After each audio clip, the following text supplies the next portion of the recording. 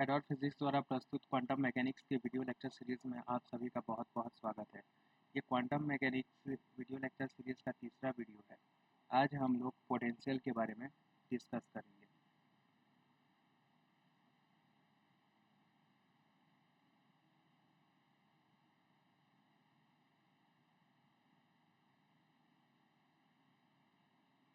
Potential विभव, quantum mechanics का ये एक बहुत ही महत्वपूर्ण टॉपिक है। ठीक है, इसमें सबसे पहले हम लोग डिस्कस करेंगे फ्री पार्टिकल्स के बारे में। फ्री पार्टिकल, ठीक है, ये क्वांटम मैकेनिक्स में जो हम लोग सिस्टम को डिवाइड करते हैं वो पोटेंशियल के अकॉर्डिंग डिवाइड करते हैं। ठीक है, उसमें पोटेंशियल क्या होता है उसी के अकॉर्डिंग जो है उसे डिवाइड करते हैं।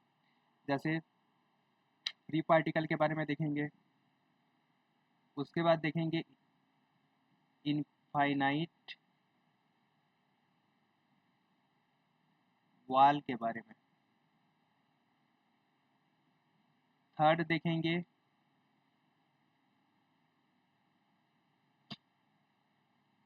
Potential box. ठीक है, पार्टिकल इन ए बॉक्स जिसे हम लोग बोलते हैं प्रॉब्लम। फोर्थ हम लोग देखेंगे स्टेप पोटेंशियल के बारे में। स्टेप पोटेंशियल क्या होता है। फिफ्थ देखेंगे पोटेंशियल बैरियर। ये सब नाम आप लोग सुने होंगे जब आप एमएससी में क्वांटम मैकेनिक्स के बारे में पढ़े होंगे। ठीक है, इन सब के बारे में हम लोग बहुत ही डिटेल में पढ़ते हैं। उसके बाद देखेंगे पोटेंशियल वेल। ठीक है, ये इतने टाइप के पोटेंशियल। उसके बाद सातवां हम लोग देखेंगे हार्मोनिक ऑक्सीलेटर।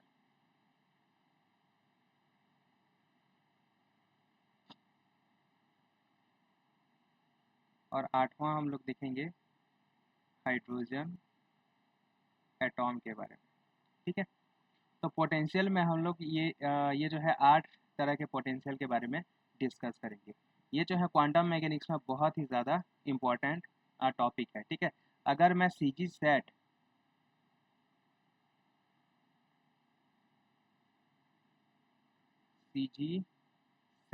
के पॉइंट ऑफ व्यू से बात करूं, ठीक है, तो 2019 में इससे रिलेटेड 2 क्वेश्चन आया था।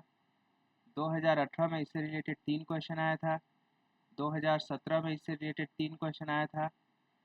2013 में इससे रिलेटेड 3 क्वेश्चन आया था। हर साल ऑन एवरेज 3 क्वेश्चन आप मान ही लीजिए कि ये टॉपिक। ठीक है, वीडियो लेक्चर थोड़ा सा लंबा होगा। ठीक है, हो सकता है कि लगभग 2 से ढाई घंटे तक चला जाए, लेकिन ये टॉपिक बहुत ही ज़्यादा इंपॉर्टेंट है।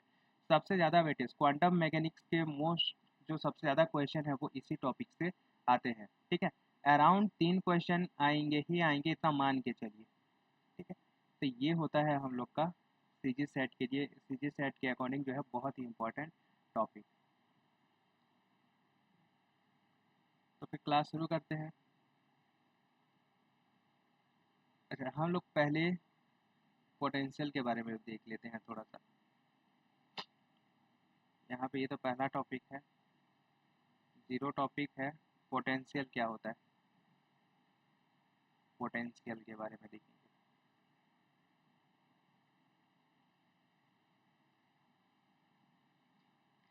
ये होता है कोई भी पोटेंशियल। ठीक है, पोटेंशियल का ग्राफ, ये जो ग्राफ है खींचा गया है v ऑफ एक्स। ये जो ग्राफ है पोटेंशियल v ऑफ एक्स और एक्स के बीच में जो है वो खींचा गया है। ठीक है, मान लेते हैं कि हम लोग का जो पोटेंशियल है वो माइनस इनफाइनाइट से आता है, फिर ये कम होता है, एक वैल्यू भी मिनिमम तक जाता है। ठीक है, भी मिनिमम, और इसके बाद जो है ये फिर से जो है वो बढ़ने लगता है। ठीक है, और फिर से जो है ये प्लस इनफाइनाइट, मतलब ये जो है इनफाइनाइट की तरफ चला जाता है। एक्स इक्वल टू इनफाइनाइट पर मतलब एक पार्टिकुलर वैल्यू v2 हमें मिलता है। ठीक है, तो यहाँ पे देखो, जब x इनफाइनाइट है तब एक पार्टिकुलर वैल्यू क्या मिल रहा है, v1 मिल रहा है। ठीक है, अब यहाँ पे जब x इनफाइनाइट है तब एक पार्टिकुलर वैल्यू क्या मिल रहा है, v2 मिल रहा है। ठीक है, अगर पोटेंशियल हमारा इस टाइप का है, ठीक है, तब इस पोटेंशियल को हम लोग अलग अलग स्टेट में डिवाइड करते हैं। ठीक है, जैसे कि ये स्टेट जहाँ पे हमें क्या मिलता है, मिनिमम मिलता है, इसे हम लोग बोलते हैं बाउंड स्टेट। और उसके बाद ये जो जैसे एक साइड इनफाइनाइट है और एक साइड क्या बोलते हैं, इस टाइप से है। ठीक है, इसे हम लोग बोलते हैं कॉन्टिनम स्टेट।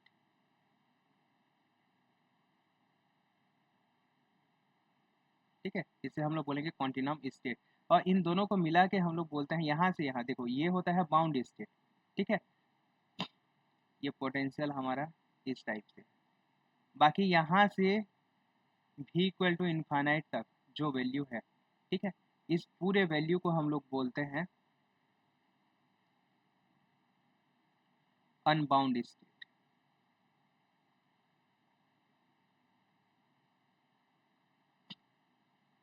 ठीक है, अनबाउंड स्टेट में भी दो तरह के होते हैं, एक कॉन्टिनम स्टेट और एक जो है वो normal unbound state.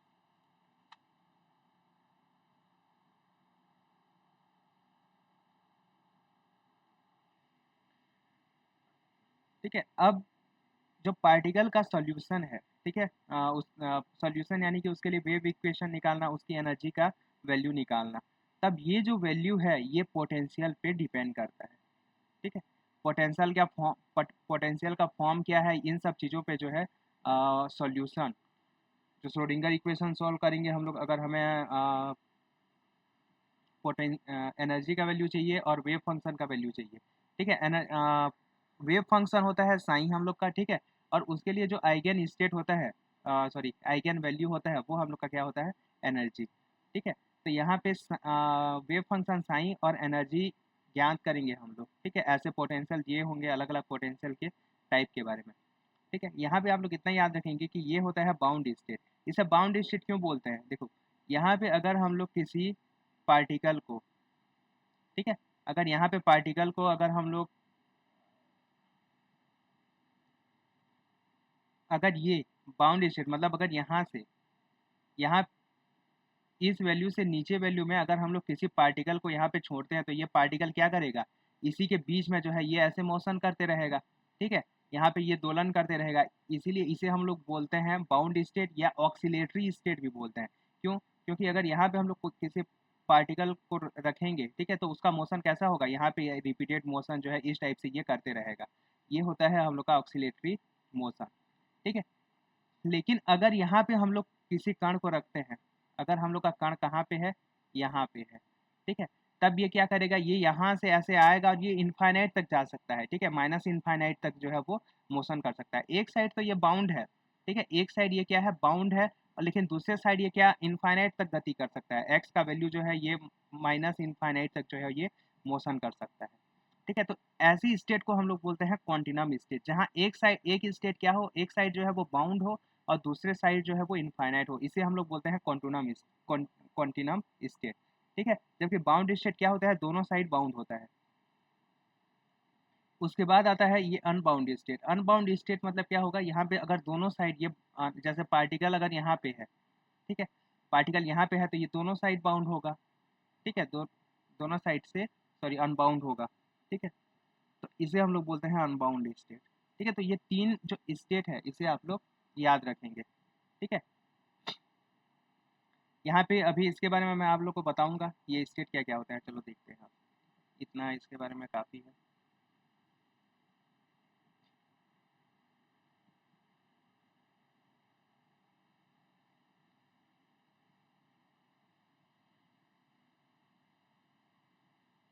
Zero topic है हम लोग का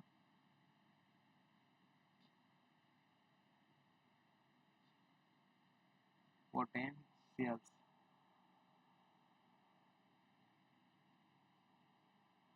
ये जो विभव दिया गया है, ठीक है, ये विभव होगा। ठीक है, श्रोडिंगर समीकरण में जो पार्टिकल गति करता है वो किसी न किसी विभव के अंदर गति करेगा। ठीक है, तो उस विभव के अकॉर्डिंग जो है उस सिस्टम को हम लोग डिवाइड करते हैं। हम लोग का श्रोडिंगर समीकरण क्या होता है, श्रोडिंगर इक्वेशन। ठीक है, और यहाँ पे हम लोग क्या कौन सा यूज़ करेंगे, टाइम इंडिपेंडेंट। ठीक है, टाइम इंडिपेंडेंट श्रोडिंगर इक्वेशन क्या होता है हम लोग का, और वन डायमेंशनल वाला देखेंगे, del two psi by del x का square plus 2m h line का square E minus V of x. ठीक है, ये जो पोटेंशियल, जिस पोटेंशियल का फॉर्म दिया हुआ होगा, ठीक है, साइन इक्वल टू 0। यहाँ पे जो साइन है वो साइन ऑफ एक्स है, एक्स का जो है वो फलन है। अब इस समीकरण को जब हम लोग हल करते हैं, ठीक है, तब इस समीकरण से हमें आइगन फलन,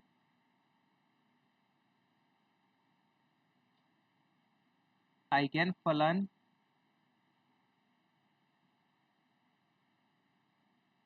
साइन ऑफ एक्स का ये जो है एक्स का कोई फलन हमें मिलता है। आइगन फलन psi equal to psi of x जो है कोई एक्स का फलन मिलता है। ठीक है, ये एक्स टी का भी फलन हो सकता है,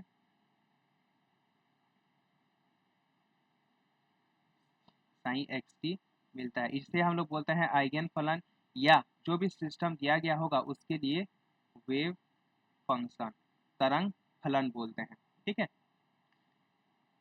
और एक मिलता है आइगन मान। पिछले क्लास में हम लोग आइगन फलन और आइगन मान के बारे में डिटेल में पढ़े हैं। ठीक है, आइगन मान या आइगन वैल्यू, ये जो होगा हम लोग का क्या बोलना चाहिए, एन का वैल्यू होगा। ठीक है, ये जो है एन पे डिपेंडेंट, ये जो है एनर्जी होगा। ठीक है,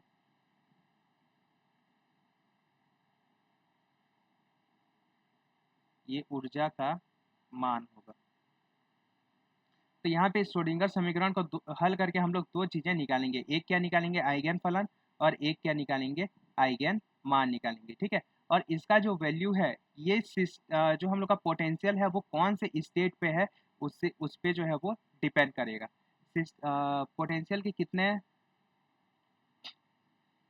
कितने स्टेट हो सकते हैं। पहला स्टेट, पहला स्टेट है हम लोग का बाउंड स्टेट, बाउंड स्टेट, या इसे हम लोग बोलेंगे परिबद्ध अवस्था। ठीक है, अगर पार्टिकल बाउंड स्टेट में है, जैसे कि एग्जांपल में क्या क्या लिए थे हम लोग, अगर हमारा पोटेंशियल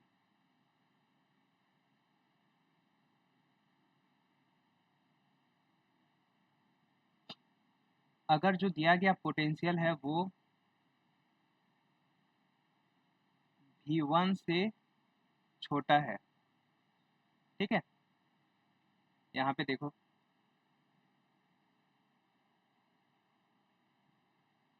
ये हम लोग का कौन सा वैल्यू है, ये V1 का वैल्यू है। अगर पोटेंशियल V1 से छोटा है, यानी इससे कम कोई वैल्यू है, तब इसे हम लोग क्या बोलेंगे, बाउंड स्टेट बोलेंगे।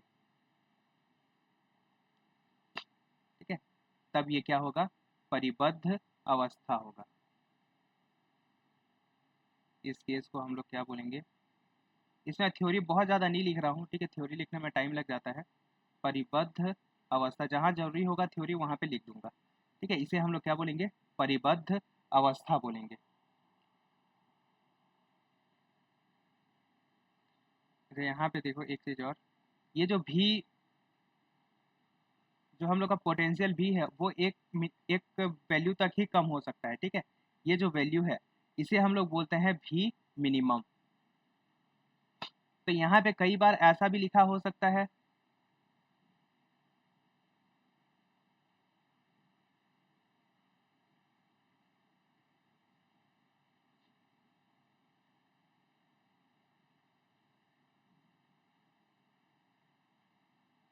इज लेस देन ही मिनिमम, ये इस टाइप से भी लिखा हुआ हो सकता है। ठीक है, तो ये क्या हो जाएगा, हम लोग का परिबद्ध अवस्था हो जाएगा। परिबद्ध अवस्था के बारे में जो आप लोग याद रखेंगे वो ये है कि यहाँ पे कण की जो गति होगी वो दो बिंदुओं के बीच में होगी। ठीक है, और एक इम्पॉर्टेंट पॉइंट है हम लोग का, एक विमी विभव है, या सीधा परिबद्ध अवस्था में लिखता हूँ,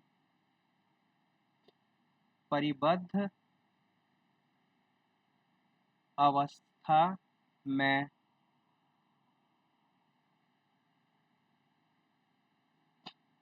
ऊर्जा का मान, ऊर्जा का मान यानी कि ई एन यानी कि आइगन वैल्यू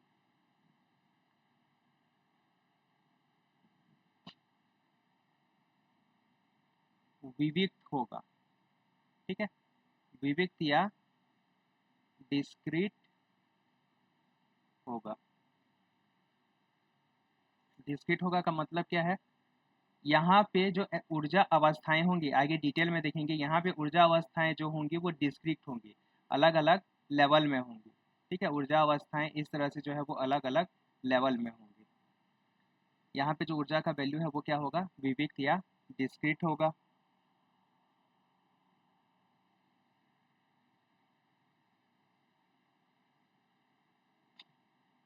आइगन फलन, आइगन फलन या क्या कहें इसे, तरंग फलन, वेव फंक्शन,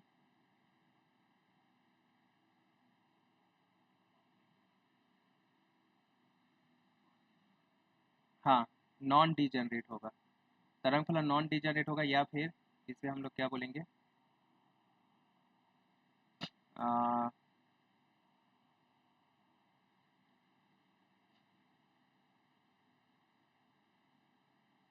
ऊर्जा का मान नॉन डीजनरेट होगा, विविक्त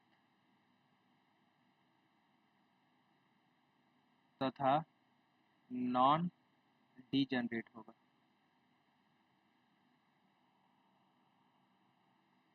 नॉन डीजनरेट होगा। ठीक है, नॉन डीजनरेट होगा इसका मतलब ये है कि एक ऊर्जा के लिए एक ही फलन होगा। यहाँ पे आइगन फलन या तरंग फलन,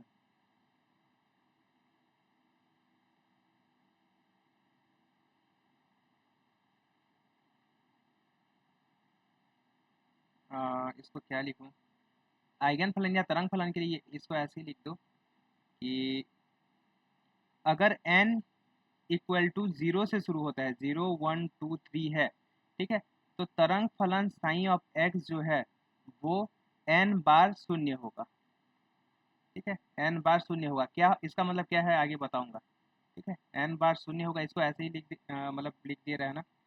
अगर n जो है वो 1 से शुरू होता है, 1 2 3 से शुरू होता है, ठीक है, तब साइन ऑफ x जो है वो n माइनस 1 बार शून्य होगा। या फिर इसे हम लोग बोलेंगे नोड्स। ठीक है, n इक्वल टू 0 के लिए ये जो नोड्स है, नोड्स यानी कितने बार जीरो होगा, तो ये कितने बार जीरो होगा, n बार जीरो होगा, और ये कितने बार जीरो होगा, n माइनस 1 बार जीरो होगा। अगर n इक्वल टू 1 से शुरू हो रहा है और n इक्वल टू 0 से शुरू हो रहा है तो n बार जो है वो शून्य होगा। इसका मतलब क्या है आगे बताऊंगा। ठीक है, नॉन डीजनरेट का मतलब क्या होता है, नॉन डीजनरेट, नॉन डीजनरेट का मतलब होता है कि एक ऊर्जा के लिए, ठीक है, एक ही आइगन फलन E1 होगा।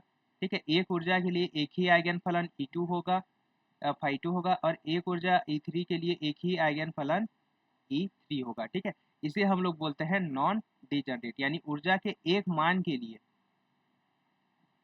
एक ऊर्जा से संबंधित एक तरंग फलन होगा, तरंग फलन होगा। ये बहुत ही इंपॉर्टेंट पॉइंट है। ठीक है, बाउंड स्टेट में हमेशा देखो इससे रिलेटेड क्वेश्चन आता है कि बाउंड स्टेट में जो है सॉल्यूशन कैसा होगा, विविक्त होगा, नॉन डीजनरेट होगा, डीजनरेट होगा, कॉन्टिन्यूअस होगा। कॉन्टिन्यूअस यानी कि सतत। ठीक है, तो आप लोग याद रखेंगे कि बाउंड स्टेट में जो है वो विविक्त होता है, बाउंड स्टेट में जो है वो विविक्त होगा और नॉन डीजनरेट होगा। ठीक है, ये एक बहुत ही इंपॉर्टेंट पॉइंट है।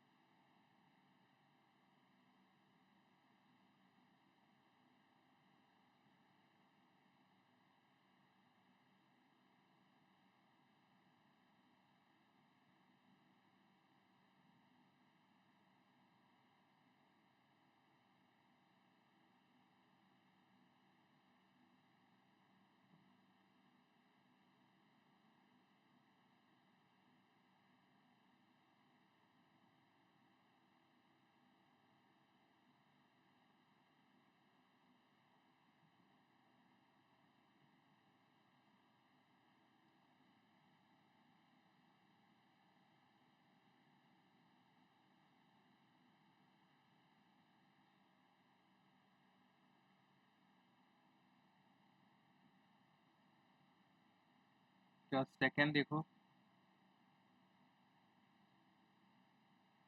Unbound state. अनबाउंड स्टेट भी जो है वो दो तरह के होते हैं। एक आता है हम लोग का कॉन्टिनम स्टेट।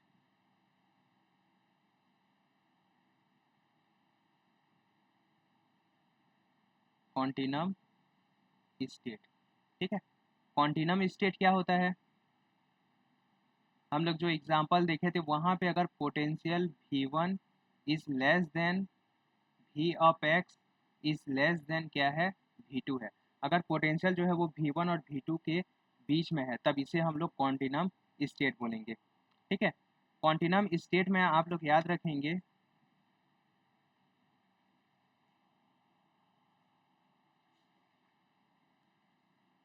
जो ऊर्जा का मान है, ठीक है, ऊर्जा का मान सतत होगा। वहाँ पे डिस्क्रीट था, ठीक है, कॉन्टिन्यू विविक्त था, यहाँ पे क्या हो जाएगा, कॉन्टिन्यूअस हो जाएगा, ठीक है। सतत एवं डीजनरेट हो जाएगा, नॉन डीजनरेट होगा। नॉन डीजनरेट होगा। नॉन डीजनरेट मतलब एक ऊर्जा के लिए जो है एक ही तरंग फलन होगा, ठीक है। लेकिन ऊर्जा का मान यहाँ पे क्या हो जाएगा, कॉन्टिन्यूअस हो जाएगा, ठीक है, ये याद रखेंगे।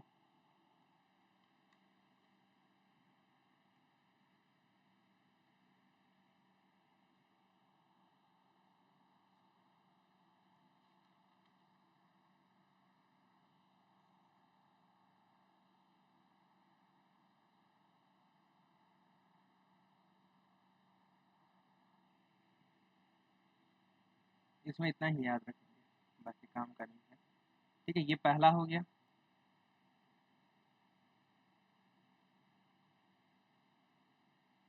सेकेंड, सेकेंड जो कि प्योर अनबाउंड होगा, ठीक है। इस केस में क्या होगा, हमारा पोटेंशियल जो है वो V2 से ज़्यादा होगा।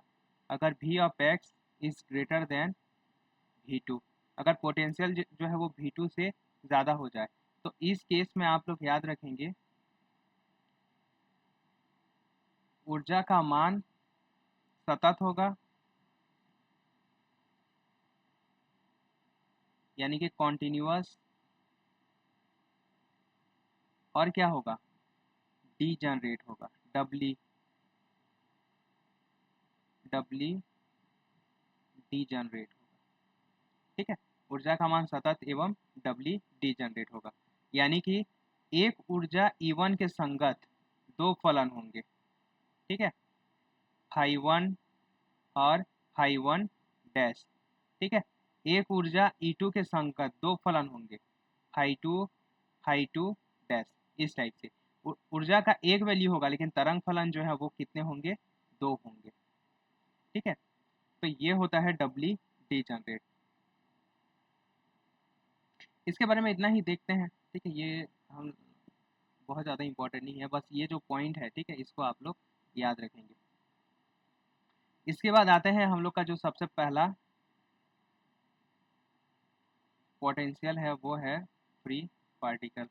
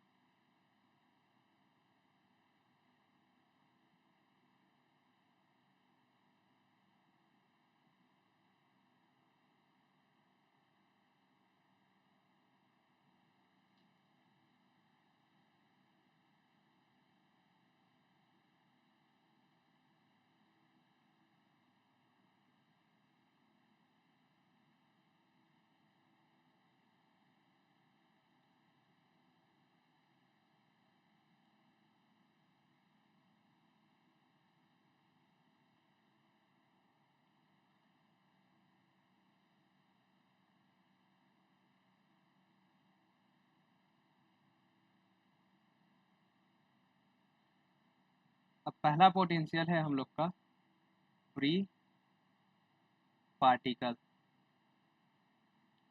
फ्री पार्टिकल यानी कि ऐसा पार्टिकल ये पार्टिकल जो है भी एक्स इक्वल टू 0 जहाँ पे पोटेंशियल नहीं है, ठीक है, वहाँ पे जो है ये गति कर रहा है,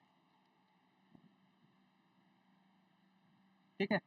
भी एक्स इक्वल टू 0 पे ये क्या कर रहा है, गति कर रहा है, यानी कि यहाँ पे कोई भी पोटेंशियल नहीं होगा, ठीक है। तब उसे हम लोग बोलेंगे फ्री पार्टिकल, यानी पार्टिकल ऐसा मोशन कर रहा है जहाँ पे कोई भी विभव नहीं है, भी ऑफ एक्स का वैल्यू क्या है, 0 है, तब उस पार्टिकल को हम लोग क्या बोलेंगे, फ्री पार्टिकल बोलेंगे। ये पोटेंशियल हो गया। उसके बाद जो क्या बोलना चाहिए, अवस्था होगा, ठीक है। अगर वी एक्स इक्वल टू 0 है तो ये पूरी तरह से जो है वो प्योर अपरिबद्ध, ठीक है, प्योर अनबाउंड स्टेट होगा ये, अनबाउंड अवस्था, ठीक है, प्योर अपरिबद्ध अवस्था होगा, ठीक है। इसके लिए तो विभव देख लिए, विभव क्या हो जाएगा, 0 हो जाएगा, विभव v of x equal to क्या हो जाएगा, 0 हो जाएगा। इसके लिए श्रोडिंगर समीकरण क्या हो जाएगा,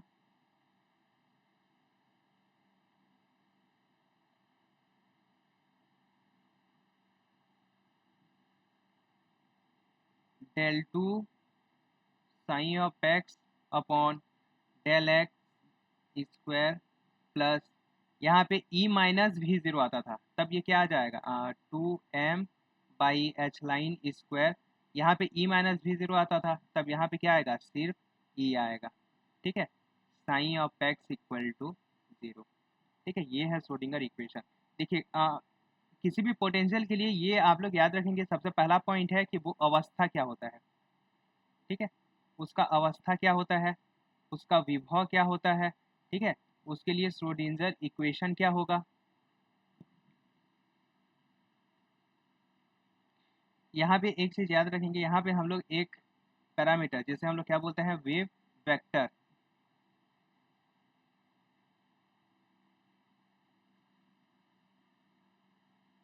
के डिफाइन करेंगे और के स्क्वायर का जो वैल्यू है वो क्या आ जाएगा, यहाँ पे 2m बाई एच लाइन का स्क्वायर, ठीक है। ये आप लोग बहुत ज़्यादा यूज़ किए होंगे, तो के स्क्वायर का जो वैल्यू होगा वो क्या होगा, 2m बाई एच लाइन का स्क्वायर हो जाएगा, ठीक है। इसी के टर्म में जो है हम लोग एनर्जी को और आइगन फंक्शन को जो है वो के टर्म में लिखेंगे, ठीक है। तो इसके लिए जो आइगन फलन है, ठीक है, इस समीकरण का जो हल है, श्रोडिंगर समीकरण को हल करेंगे तब हमें क्या मिलेगा, तरंग फलन मिलेगा, ठीक है, तरंग फलन या वेव फंक्शन मिलेगा। और ये जो वेव फंक्शन है psi of x equal to A plus e की पावर आयोटा के x plus A minus e की पावर माइनस आयोटा, ये माइनस वो इसका सब्सक्रिप्ट है ना, ये ए प्लस, यानी कि ये कांस्टेंट है, ठीक है, और ये एक कांस्टेंट है, और k का value 2m by H line square minus के एक्स, ठीक है। ये जनरली हमें क्या दिखा रहा है, फ्री पार्टिकल जो है स्पेस में दो डायरेक्शन में मोशन कर सकता है, ठीक है, दो डायरेक्शन में मोशन कर सकता है ये, एक तो ये एक्स डायरेक्शन में मोशन कर सकता है या ये माइनस एक्स डायरेक्शन में मोशन कर सकता है, ठीक है। तब एक्स, ये जो एक्स डायरेक्शन में मोशन करेगा इसके लिए जो वेव फलन आएगा वो क्या आएगा, e की पावर माइनस आयोटा के एक्स आएगा, सॉरी प्लस आयोटा के एक्स आएगा, और इस साइड में मोशन करेगा तो ये क्या आ जाएगा, e की पावर प्लस आयोटा के एक्स आ जाएगा, अरे ये माइनस आयोटा के एक्स आ जाएगा, ठीक है। तो ये दो डायरेक्शन में मोशन कर सकता है, इसीलिए जो है ये दो वेव फंक्शन का सुपर पोजिशन होगा, कौन सा, ये जो हम लोग का तरंग फलन साइन ऑफ एक्स है, ठीक है। तो ये इसके लिए क्या हो जाएगा, तरंग फलन हो जाएगा। अच्छा, ये जो है हम लोग यहाँ से टाइम से इंडिपेंडेंट टर्म के लिए लिखे हैं, अगर इसका टाइम इवोल्यूशन करना चाहे तो कैसे कर सकते हैं, साइन ऑफ एक्स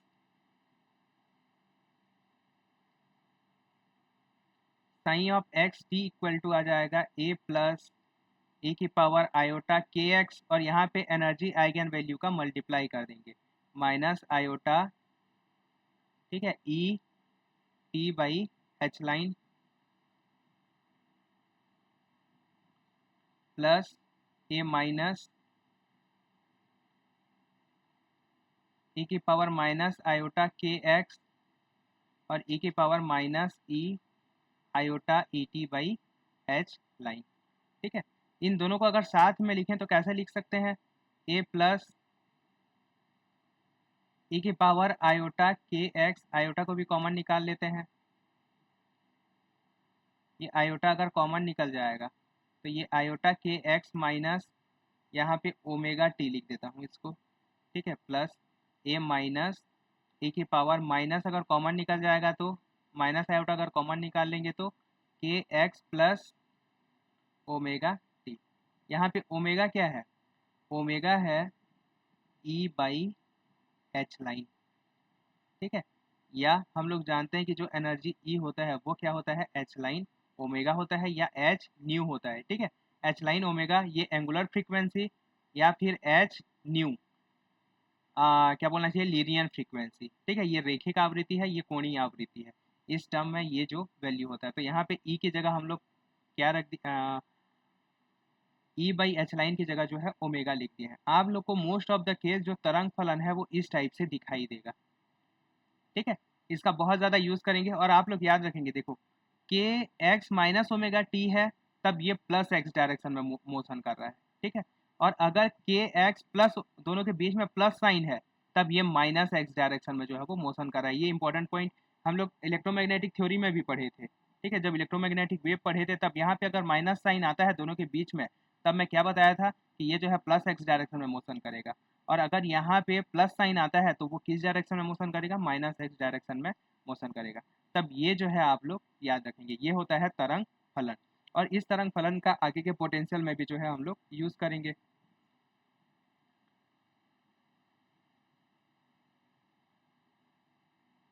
नेक्स्ट देखते हैं ऊर्जा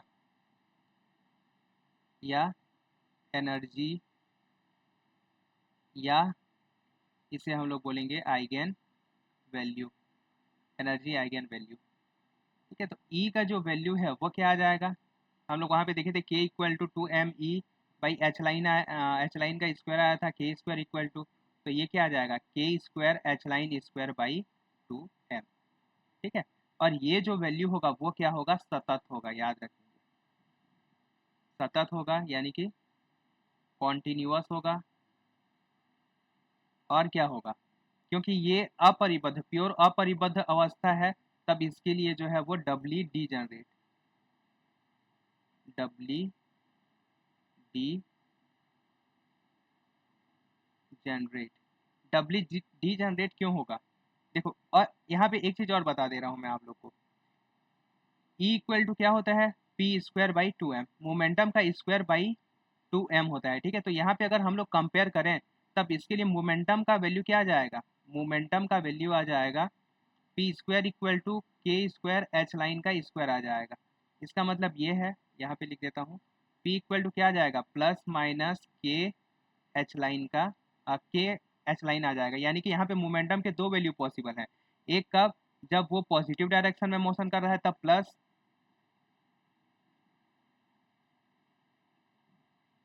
इसके दो वैल्यू पॉसिबल हैं, एक प्लस के एच और एक माइनस के एच लाइन।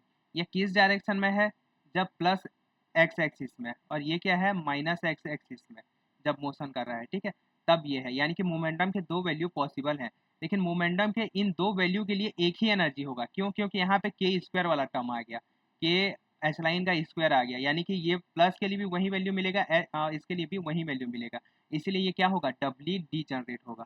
ठीक है, इसके लिए एनर्जी के एक वैल्यू के लिए, ई का वैल्यू अगर ये है तो इसके लिए दो आइगन फलन होंगे, कौन कौन सा, एक ई की पावर माइनस आयोटा के एक्स और एक हो जाएगा ई की पावर प्लस आयोटा के एक्स, इसीलिए इसे हम लोग बोलते हैं डब्ली डी जनरेट। जबकि आगे के केसेस में हम लोग देखेंगे कि वो जो है क्या बोलना चाहिए, एक एनर्जी वैल्यू के लिए हमें एक ही आइगन फलन मिलेगा। ठीक है, तो ये था हमारा फ्री पार्टिकल। अगर फ्री पार्टिकल के लिए हम लोग कंपेयर करें तो तरंग का वेग क्या हो जाएगा, तरंग वेग यानी कि फेज वेलोसिटी होता है। तो फेज वेलोसिटी भी ऑफ वेव इक्वल टू क्या आ जाएगा, ओमेगा बाई के, या फिर ई बाई, ओमेगा का वैल्यू जो है वो एच लाइन होता है, ठीक है, तो ई बाई के एच लाइन, और ई का वैल्यू अगर ये वैल्यू रखें तब ये क्या आ जाएगा, भी इक्वल टू एच लाइन के अपॉन 2m। तो ये जो है वेलोसिटी आ जाएगा। जबकि अगर हम लोग क्लासिकल मैकेनिक्स में अगर वेलोसिटी कंपेयर करते हैं, ठीक है, तो भी वेव हम लोग का क्या आता है, एच लाइन के बाई एम आता है। इसका मतलब जो क्वांटम, इसको ये जो है क्लासिकल लिख देते हैं इसको, क्लासिकल, और ये जो है किसके बराबर है,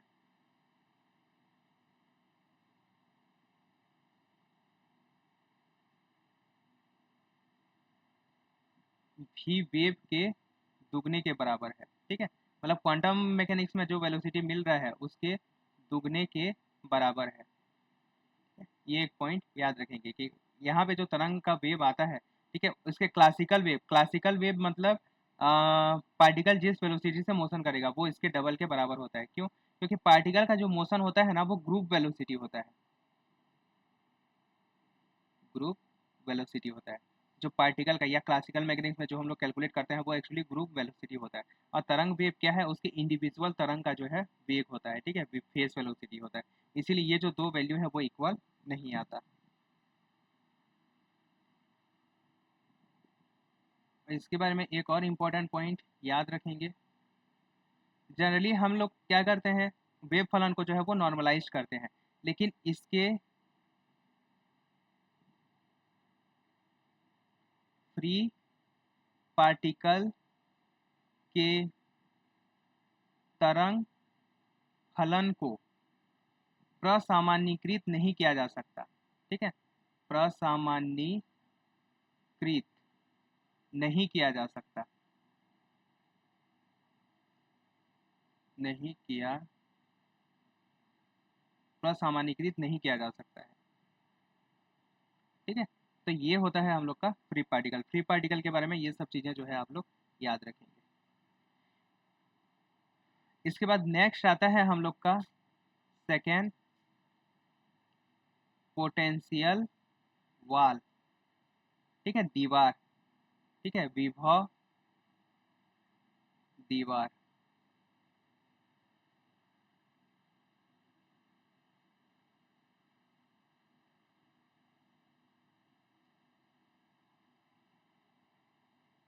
जैसे कि ये, ठीक है, यहाँ पे कोई पोटेंशियल नहीं है, यहाँ पे पोटेंशियल जो है ये मान लेते हैं, यहाँ पे भी जीरो लिया है, पोटेंशियल जो है वो भी इक्वल टू जीरो है, ठीक है, और यहाँ पे इस साइड ना पोटेंशियल को इनफाइनाइट ले लिया है। अच्छा, ये जो डायग्राम है ना ये सही डायग्राम नहीं है,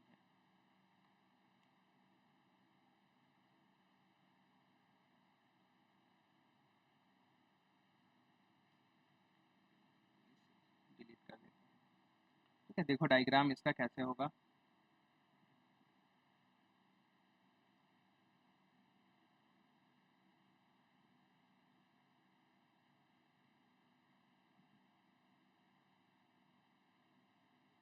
यहाँ पे जो है v इक्वल टू जीरो है, यहाँ पे v इक्वल टू जीरो है, लेकिन एक point x equal to zero पे ये क्या है, हम लोग का पोटेंशियल जो है वो इनफाइनाइट है, ठीक है, v of x equal to क्या है, इनफाइनाइट है।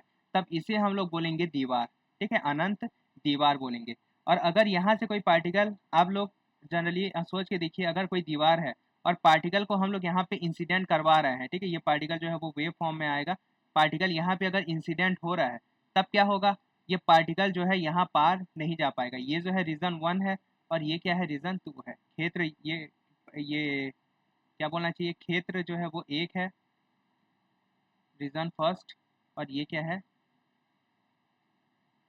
रीजन सेकेंड, ठीक है। ये दो रीजन में अगर हम लोग वेव फंक्शन देखें तब यहाँ पे तो वेव फंक्शन होगा, एक वेव फंक्शन आएगा और यहाँ से रिफ्लेक्ट होके वेव फंक्शन जो है वो वापस चला जाएगा। यहाँ से रिफ्लेक्ट होके वेव फंक्शन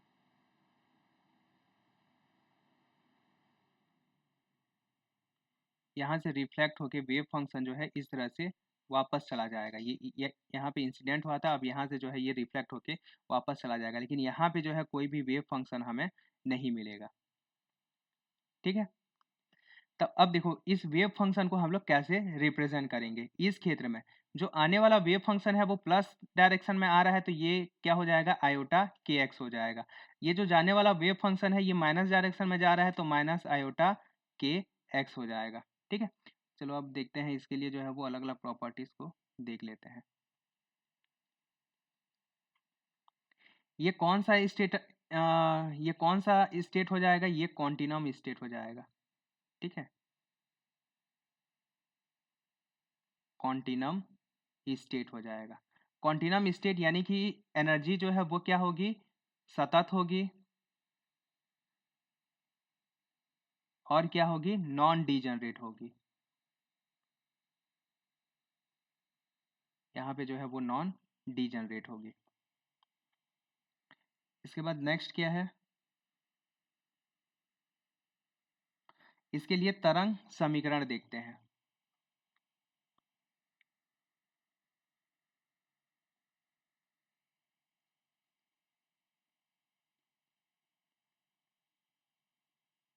तरंग समीकरण या फिर श्रोडिंगर इक्वेशन। ठीक है, तरंग समीकरण क्या हो जाएगा, del two x upon del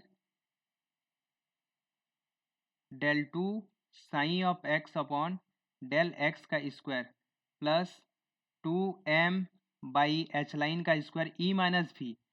ठीक है, यहाँ पे रीजन 1 में जो पोटेंशियल का वैल्यू क्या है, जीरो है, v of x equal to zero है, तब यहाँ पे ये क्या आ जाएगा, सिर्फ ई आ जाएगा, E psi of x equal to zero. यानी कि जैसे फ्री पार्टिकल के लिए हम लोग को सॉल्यूशन मिल रहा था, ठीक है, वहाँ ऐसा ही जो है हम लोग को यहाँ पे सॉल्यूशन मिलेगा। लेकिन वहाँ पे अलग अलग डायरेक्शन में मोशन के लिए जो है हमें अलग अलग दो वेव फंक्शन मिलते थे, लेकिन यहाँ पे ना रिफ्लेक्शन के कारण जो है वो वेव फंक्शन मिलेगा। ठीक है, और इसका जो हल होगा, तरंग फलन, जो तरंग फलन हो जाएगा ये हम लोग का क्या हो जाएगा, साइन ऑफ एक्स, या फिर एक्स टी ही लिख देते हैं, psi of x t equal to A की पावर आयोटा के एक्स। ठीक है, ये आने वाली किरण के लिए, प्लस बी ई की पावर माइनस आयोटा के एक्स, ये जाने वाली किरण के लिए। यहाँ पे याद रखना ये किरण सेम नहीं है, इसमें थोड़ा सा जो है वो डिफरेंस होगा। क्यों डिफरेंस होगा, क्योंकि यहाँ पे परावर्तन हो रहा है। ठीक है, तो यहाँ पे दो अलग अलग कॉफिशिएंट ए और बी का जो है हम लोग यूज करेंगे। ई की पावर आयोटा के एक्स आने वाली किरण के लिए, और ये ई की पावर आयोटा के एक्स ये जाने वाली किरण के लिए। ठीक है, ये तो रीजन 1 में हो गया। ठीक है, अगर रीजन 2 में हम लोग देखें तब wave function sine of x क्या हो जाएगा, जीरो हो जाएगा। क्यों, क्योंकि यहाँ तो पार्टिकल एग्जिस्ट ही नहीं कर सकता, और ये जो वेव फंक्शन होता है ये क्या बताता है, पार्टिकल के पाए जाने की प्रायिकता। अगर यहाँ पे पार्टिकल पाया ही नहीं जाएगा तो इसके लिए साइन ऑफ एक्स का वैल्यू क्या हो जाएगा, जीरो हो जाएगा। ठीक है, तो psi of x t equal to zero. यहाँ पे रीजन भी लिख देते हैं, ये साइन 1 के लिए है और ये साइन 2 के लिए जो है वो जीरो आ जाएगा। इसके बाद देखते हैं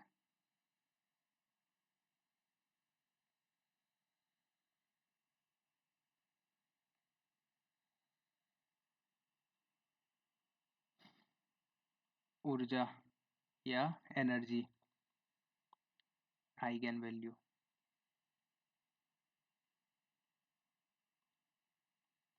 यहाँ पे एनर्जी क्या हो जाएगा, सेम एच लाइन स्क्वायर के स्क्वायर बाई 2m। जहाँ पे के का वैल्यू क्या है वहाँ पे लिखना भूल गया, हमेशा लिखना श्रोडिंगर समीकरण के साथ जो वैल्यू आएगा इसे के फर्स्ट लिख देते हैं। ठीक है, यहाँ पे देखो के फर्स्ट क्या हो जाएगा, ये वैल्यू।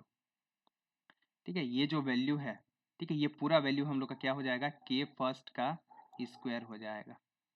ठीक है, के फर्स्ट का स्क्वायर हो जाएगा, ये वैल्यू याद रखेंगे।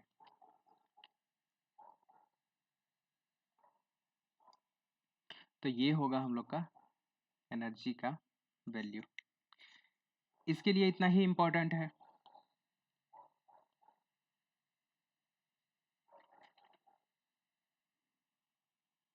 नेक्स्ट आता है पार्टिकल इन ए बॉक्स, यानी कि दो इनफाइनाइट दीवार।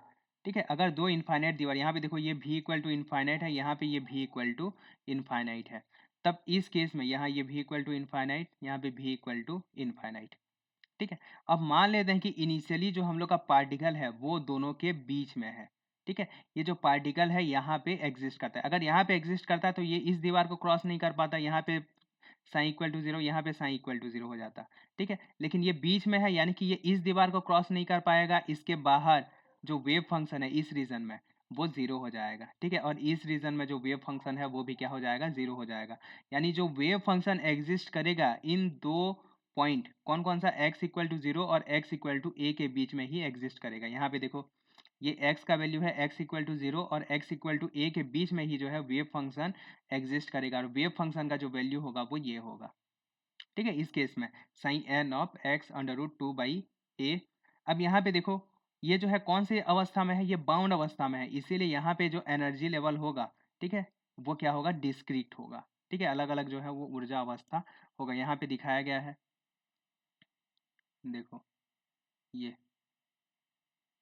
ठीक है, ये अलग ऊर्जा अवस्थाएं जो है वो इस तरह से रहेंगी, डिस्क्रीट ऊर्जा अवस्थाएं रहेंगी।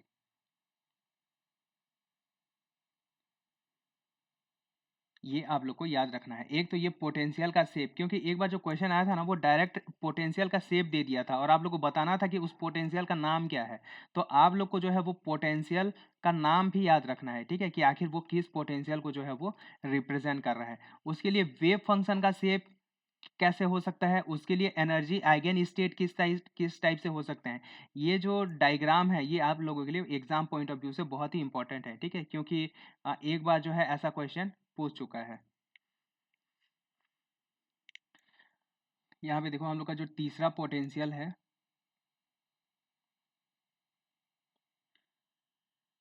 तीसरा पोटेंशियल क्या हो जाएगा, वन डायमेंशनल बॉक्स बोलेंगे इसको, वन डायमेंशनल बॉक्स।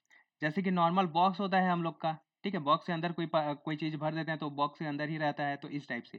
ठीक है, ये जो है वन डायमेंशनल बॉक्स है, इसे हम लोग बोलेंगे एक विमीय बॉक्स। ठीक है, ये हम लोग का एक विमीय बॉक्स है। इसका अवस्था क्या होगा, सबसे पहला पॉइंट अवस्था। ये कुछ पॉइंट है ना आप लोग हमेशा याद रखेंगे कि वन डायमेंशनल बॉक्स का जो अवस्था होगा वो प्योर परिबद्ध, मतलब परिबद्ध अवस्था होगा, यानी कि बाउंड स्टेट, बाउंड स्टेट। और बाउंड स्टेट नाम सुनते ही आप लोग को ये पता चल जाना चाहिए कि ई जो है वो क्या होगा, डिस्क्रीट होगा, विविक्त और नॉन डीजनरेट, नॉन डीजनरेट होगा। ये कुछ पॉइंट हैं जो आप लोग को हमेशा आपके दिमाग में आना चाहिए। इसका पोटेंशियल कैसा होगा, देखो विभव, पोटेंशियल को हम लोग लिखेंगे कैसे, v of x equal to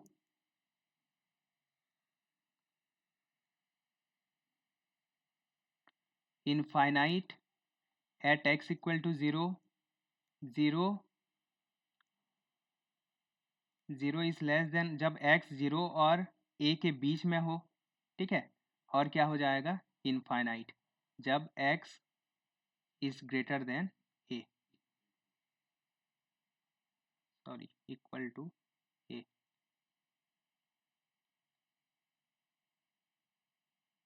ये इक्वल टू ए, ये पोटेंशियल आप लोग याद रखेंगे। देखो जब जब क्वेश्चन पूछेगा, ठीक है, तब आप लोग को क्या देगा, विभव का या तो ये दे देगा, विभव का नाम दे देगा वन डायमेंशनल बॉक्स, या फिर विभव का शेप दे देगा। ठीक है, ये तीन चीजें दे देगा। ये तीनों चीजें देख के आप लोग को आइडेंटिफाई कर लेना है कि ये जो शेप, ये जो डायग्राम दिया हुआ है ये वन डायमेंशनल बॉक्स का है।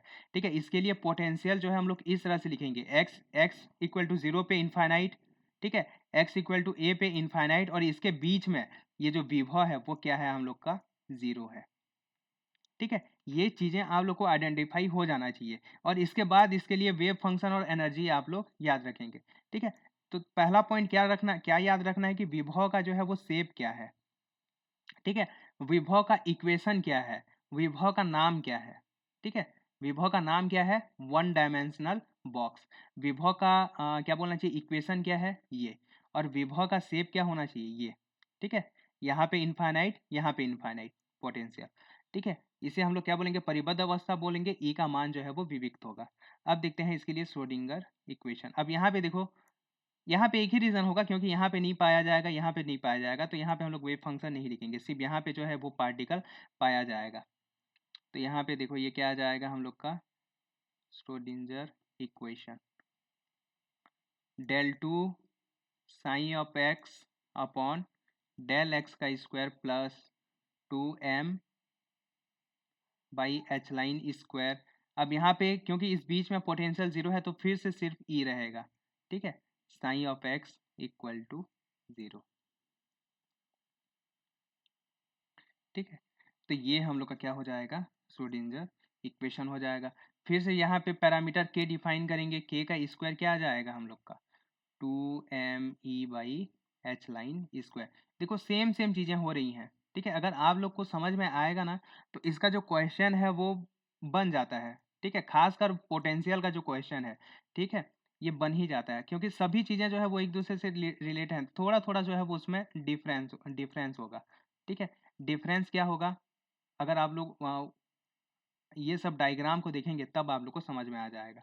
ठीक है, इस केस में जो है ये वेव फंक्शन हम लोग का विविक्त होगा। अब वेव फंक्शन देखते हैं, वेव फंक्शन क्या होगा।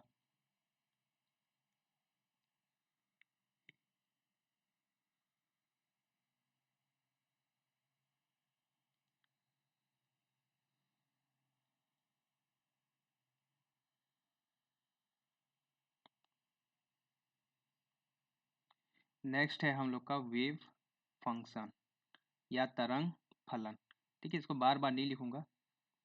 जो तरंग फलन साइन ऑफ एक्स है, ठीक है, ये हम लोग का इसका वैल्यू होता है √2/a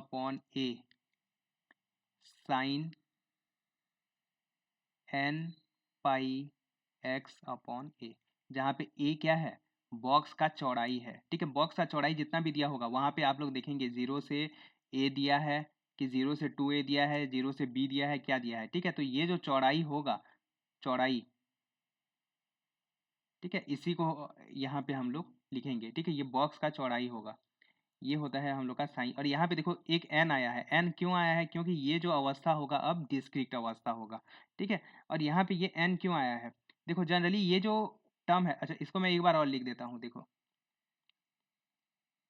क्योंकि ये के ऑफ एक्स के टर्म में आएगा। ठीक है, तो जैसे वहां पे हम लोग ई की पावर आयोटा के एक्स पढ़े थे, तब ये भी जो है वो साइन के एक्स के टर्म में आएगा। लेकिन यहाँ पे के का वैल्यू हम लोग का होता है 2πa, के का वैल्यू होता है अब पाई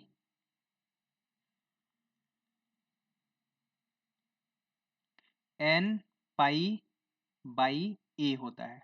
ठीक है, इसीलिए ये क्या आ जाएगा, n पाई x बाई ए लिखेंगे इसको। ठीक है, यहाँ पे क्या हुआ, क्या पता चला हमें, के एन का जो वैल्यू है वो n पाई ए हो जाएगा। ठीक है, ये के लिए ये वैल्यू याद रखेंगे। ठीक है, n पाई ए हो जाएगा, जहाँ पे n का जो वैल्यू है वो एक से शुरू होगा, 1 2 3 4। वहां पे मैं आप लोग को एक चीज बता रहा था कि n का वैल्यू अगर एक से शुरू होता है तो वेव फंक्शन जो है वो कितने बार जीरो होता है, n-1 बार जो है वो जीरो होता है। ठीक है, यहाँ पे ये वाला डायग्राम देखो, यहाँ n का वैल्यू जो है वो 1 से शुरू होगा। यहाँ पे देखो n=1 के लिए वेव फंक्शन कितने बार जीरो होना चाहिए, n-1 बार, यानी कि 1 - 1 यानी कि 0 बार। तो यहाँ पे जो है वेव फंक्शन जीरो नहीं हुआ है इसके बीच में। ठीक है, इसके अब n=2 के लिए कितने बार जीरो होना चाहिए, n=2 के लिए जो है वो एक बार जीरो होना चाहिए। तो देखो यहाँ पे एक बार जो है वो जीरो हुआ है। ठीक है, n=3 के लिए कितने बार जीरो होना चाहिए, दो बार जीरो होना चाहिए, ये दो बार जीरो हुआ है। ठीक है, यहाँ पे 3 बार जीरो होना चाहिए, ये 3 बार जीरो हुआ है। ठीक, ये परिसीमा बिंदु को छोड़ के परिसीमा बिंदु पर भी 0 होगा, ठीक है। अगर इसे गिनेंगे तो +2 ऐड करना पड़ेगा, जैसे इसके लिए 2 बार 0 होगा। अगर परिसीमा वहाँ पे देखो क्वेश्चन में अगर कुछ नहीं बोला है तो आप परिसीमा बिंदु को नहीं गिनेंगे, ये जो बाउंड्री पॉइंट है, ठीक है। लेकिन अगर परिसीमा बिंदु के साथ बोला है तब यहाँ पे 2 जो है वो आप लोग ऐड कर देंगे। बाकी आप लोग को याद क्या रखना है, अगर n = 1 से शुरू होता है तो 1 - n - 1 बार जो है वो वेव फंक्शन क्या होगा, 0 होगा, ठीक है। अब देखो मैं आप लोगों को बताया था कि वेव फंक्शन तो हमेशा जो है वो वेव कंप्लीट होना चाहिए, तो यहाँ पे जो है वेव कंप्लीट है। ये एक श्रृंग बना, उसके बाद ये एक गर्त बनेगा, ठीक है। ये एक गर्त बन गया, ये एक श्रृंग बना, ये एक गर्त बना। ये वेव फंक्शन कंप्लीट है, लेकिन ये फिर से ऐसे एक श्रृंग बनेगा और फिर से ये एक गर्त बनेगा, ठीक है। यहाँ पे देखो ये श्रृंग बना, ये गर्त बना, ये फिर से श्रृंग बना, यहाँ पे गर्त बनेगा, ये फिर से एक श्रृंग बनेगा और फिर से एक गर्त बनेगा, ठीक है। तो ये होता है हम लोग का क्या बोलते हैं डी ब्रोगली हाइपोथेसिस का कॉन्सिक्वेंस, कि जो वेव फंक्शन है वो हमेशा कंप्लीट होना चाहिए, ठीक है। तो ये हमारा वेव फंक्शन है किसके लिए, पार्टिकल इन ए बॉक्स के लिए। जो वेव फंक्शन है उसका वैल्यू ये होगा, ठीक है। आप लोग याद रखेंगे, ठीक है। ये जो है वेव फंक्शन का वैल्यू है। अब ऊर्जा का मान क्या आ जाएगा, देखो ऊर्जा का मान यहाँ पे भी E = क्या आ जाएगा, k² h⁻² ही आ जाएगा। लेकिन यहाँ पे अब k का वैल्यू क्या है, n पाई है, तब यहाँ पे n का स्क्वायर, पाई का स्क्वायर, h लाइन का स्क्वायर बाई 2m a का स्क्वायर, ठीक है। n² pi square a square, ये जो है हमारा एनर्जी का वैल्यू हो जाएगा। अगर आप लोग यहाँ पे ध्यान दें तो E का जो वैल्यू है वो प्रोपोर्शनल टू अब क्या है, n का स्क्वायर है, ठीक है। तो पार्टिकल इन ए बॉक्स में जो ऊर्जा होती है वो n² के समानुपाती होता है, ठीक है। अगर n = 1 रखें तो देखो E1 का वैल्यू क्या आ जाएगा, E1 का वैल्यू आ जाएगा pi square h line square upon 2ma² आ जाएगा। इसे हम लोग बोलते हैं 0 पॉइंट एनर्जी, क्योंकि यहाँ पे एनर्जी का जो मिनिमम वैल्यू है वो ये है, ठीक है। इससे कम ऊर्जा और पॉसिबल नहीं है, यानी ऊर्जा का वैल्यू कभी भी 0 नहीं होगा, तो इसी को हम लोग बोलते हैं 0 पॉइंट एनर्जी बोलते हैं, ठीक है। और एक चीज आप लोग क्या याद रख सकते हैं, यहाँ पे ये एच लाइन के टर्म में है, हो सकता है कि ये एच के टर्म में दिया हुआ हो, ठीक है। अगर यहाँ पे एच लाइन की जगह हम लोग एच का वैल्यू 2 पाई रखते हैं, एच लाइन इक्वल टू क्या होता है, h/2 पाई होता है। एच लाइन का जो वैल्यू है वो प्लांक कांस्टेंट h/2 पाई होता है। यहाँ पे रखेंगे तो यहाँ पे h का स्क्वायर, चलो यहाँ पे वैल्यू एक बार रख देता हूँ, ठीक है। ये n² ये कांस्टेंट है, ये तो आप लोग मतलब n² के समानुपाती है, इसे आप लोग समझ जाएंगे। यहाँ पे लिख देता हूँ, E = क्या आ जाएगा,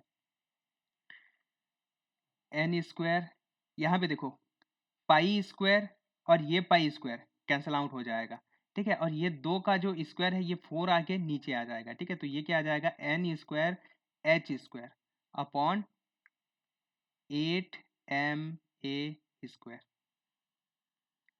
ये दोनों फॉर्म में याद रखेंगे। बस आपको यहाँ पे ध्यान क्या रखना है, ध्यान यहाँ पे ये रखना है कि ये जो वैल्यू है हम लोग का h लाइन स्क्वायर के टर्म में है और ये जो है h² के टर्म में है, दोनों में कंफ्यूज मत होना, ठीक है। अगर ये h लाइन स्क्वायर के टर्म, आप लोग इसी फॉर्मूले को याद रखना, कंफ्यूज हो जाओगे फिर, आप लोग इसी फॉर्मूले को याद रखना, ठीक है। वहां पे देखना अगर h लाइन h के वैल्यू में दिया हुआ है तब आप लोग क्या करना है, h लाइन का जो है वो वैल्यू रख देना, ठीक है। लेकिन आप लोग ये एक ही वैल्यू याद रखेंगे, फिर कंफ्यूज हो जाएंगे तो फिर वहां पे मिस्टेक हो जाएगा। क्यों, क्योंकि देखो सेट का जो क्वेश्चन आता है ना, वहां पे एक में h लाइन का स्क्वायर होगा और एक में h का स्क्वायर होगा, और वहां पे आप लोग को ध्यान रखना है h लाइन स्क्वायर और h² को, ठीक है। h² को करेंगे तो यहाँ पे पाई नहीं आएगा, h लाइन स्क्वायर के टर्म में लिखेंगे तो यहाँ पे पाई भी आएगा, ठीक है। यहाँ पे 2 आएगा, यहाँ पे 8 आएगा। ये आप लोग ये एक ही फॉर्मूला याद रखना, ठीक है, कंफ्यूज हो जाओगे फिर, ये एक फॉर्मूला याद रखना। ये E1 का वैल्यू है, E2 का वैल्यू क्या हो जाएगा, 4, 2 का वर्ग 4 pi square h line square upon 2ma² आ जाएगा। तो इसको हम लोग क्या लिख सकते हैं, 4 × E1 भी लिख सकते हैं, ठीक है, 4 E1 भी लिख सकते हैं। तो ऐसे ही E3 का वैल्यू क्या आ जाएगा, 9 E1 आ जाएगा। ठीक है, E4 का वैल्यू क्या आ जाएगा, 16 E1 आ जाएगा। ठीक है, तो इस टाइप से इसे हम लोग लिखते जाएंगे, जहाँ पे E1 को हम लोग क्या बोलते हैं, 0 पॉइंट एनर्जी बोलते हैं, ये याद रखेंगे। तो ये होता है एनर्जी का आइगन वैल्यू, और इससे रिलेटेड क्वेश्चन आता है। ठीक है, एनर्जी आइगन वैल्यू से रिलेटेड क्वेश्चन आता है। जब क्वेश्चन प्रैक्टिस करेंगे तो आप लोग को समझ में आ जाएगा। ठीक है, तो ये आप लोग को ये वैल्यू याद रखना है, ये वैल्यू याद रखना है। ठीक है, ये एनर्जी का आइगन वैल्यू है।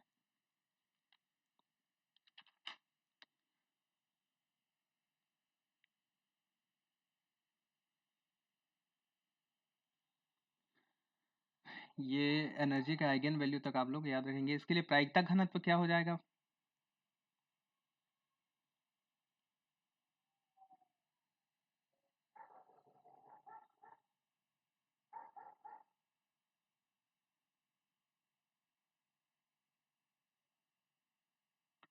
यहाँ पे देखो, प्रायिकता घनत्व यानी कि मॉड साई का स्क्वायर, जो प्रायिकता घनत्व है, प्रायिकता घनत्व पी ऑफ एक्स जिसे हम लोग बोलते थे। ठीक है, मॉड साई ऑफ एक्स का स्क्वायर, तो ये क्या आ जाएगा, 2/a, √2/a था। ठीक है, वो नॉर्मलाइजेशन कांस्टेंट है। ठीक है, 2/a, तो ये जो है psi square n pi x by A आ जाएगा। ठीक है, ये प्रायिकता घनत्व का वैल्यू है। यहाँ पे आप लोग ये चीज़ याद रखेंगे, ये तीन चीज़। ठीक है, ये पोटेंशियल ऐसा दिखता है, इसके लिए वेव फंक्शन जो है वो इस टाइप से होगा। और यहाँ पे ये हम लोग का एनर्जी का आइगन वैल्यू है। एनर्जी का जो आइगन वैल्यू है ये E1, E2, E3, E4, E5 और ये E6। ठीक है, यहाँ पे ये अलग अलग द्रव्यमान के लिए दिया हुआ है। देखो, ये मास m1 है, ये m2 है, m3 है, m4 है। यहाँ पे जैसे जैसे मास बढ़ते जाएगा एनर्जी का वैल्यू क्या होते जाएगा, कम होते जाएगा। ठीक है, तो मास जैसे जैसे बढ़ते जाएगा, ये देखो एनर्जी लेवल जो है वो पास पास पास पास आते जाएंगे। ठीक है, मास जैसे जैसे बढ़ते जाएगा ये एनर्जी का वैल्यू कम होते जाएगा, इसलिए ये जो एनर्जी है वो पास पास आते जाएंगे, ये आप लोग याद रखेंगे। ठीक है, तो ये होता है हम लोग का पार्टिकल इन ए बॉक्स। इसके बाद आता है हम लोग का फाइनाइट पोटेंशियल,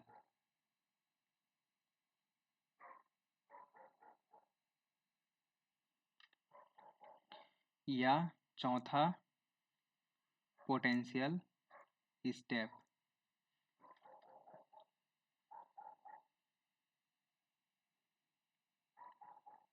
इसे हिंदी में हम लोग बोलेंगे विभव सोपान। इंग्लिश नाम याद नहीं होता, हिंदी नाम याद रखेंगे। ठीक है, विभव सोपान। सबसे पहला देखेंगे हम लोग अवस्था, ये आता है अपरिबद्ध अवस्था में कॉन्टिनम स्टेट में आता है। ठीक है, कॉन्टिनम स्टेट, कॉन्टिनम स्टेट में एनर्जी क्या होगा, सतत होगा, कॉन्टिन्यूअस एंड नॉन डीजनरेट।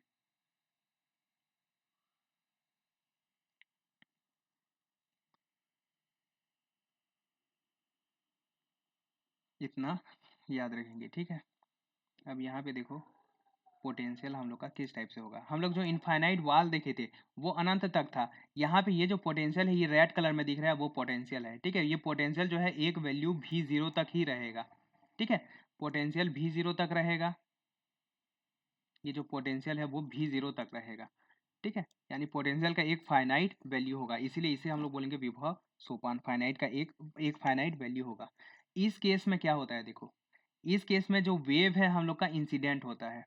ठीक है, और क्या हो जाता है, रिफ्लेक्टेड हो जाता है, परावर्तित हो जाता है। वेव का कुछ भाग जो है वो परावर्तित हो जाता है, और कुछ भाग जो है वो ट्रांसमिट यानी कि पारगमित हो जाता है। ठीक है, यहाँ पे अगर इसे हम लोग रीजन 1 लें, ये इसे मान लेते हैं कि ये जो है हम लोग का रीजन 1 है, क्षेत्र प्रथम, और ये हम लोग का है क्षेत्र द्वितीय। ठीक है, सेकेंड रीजन, ये फर्स्ट रीजन है, ये सेकेंड रीजन है। ये जो वेव इंसिडेंट हो रहा है, ठीक है, ये यहाँ पे आएगा, यहाँ से रिफ्लेक्ट होके जाएगा और यहाँ पे जो है ये ट्रांसमिट हो जाएगा। जो वेव आ रहा है उसके लिए हम लोग क्या लिखेंगे, ई की पावर आयोटा के एक्स, ये जो वेव है हम लोग का ई की पावर आयोटा के एक्स हो जाएगा।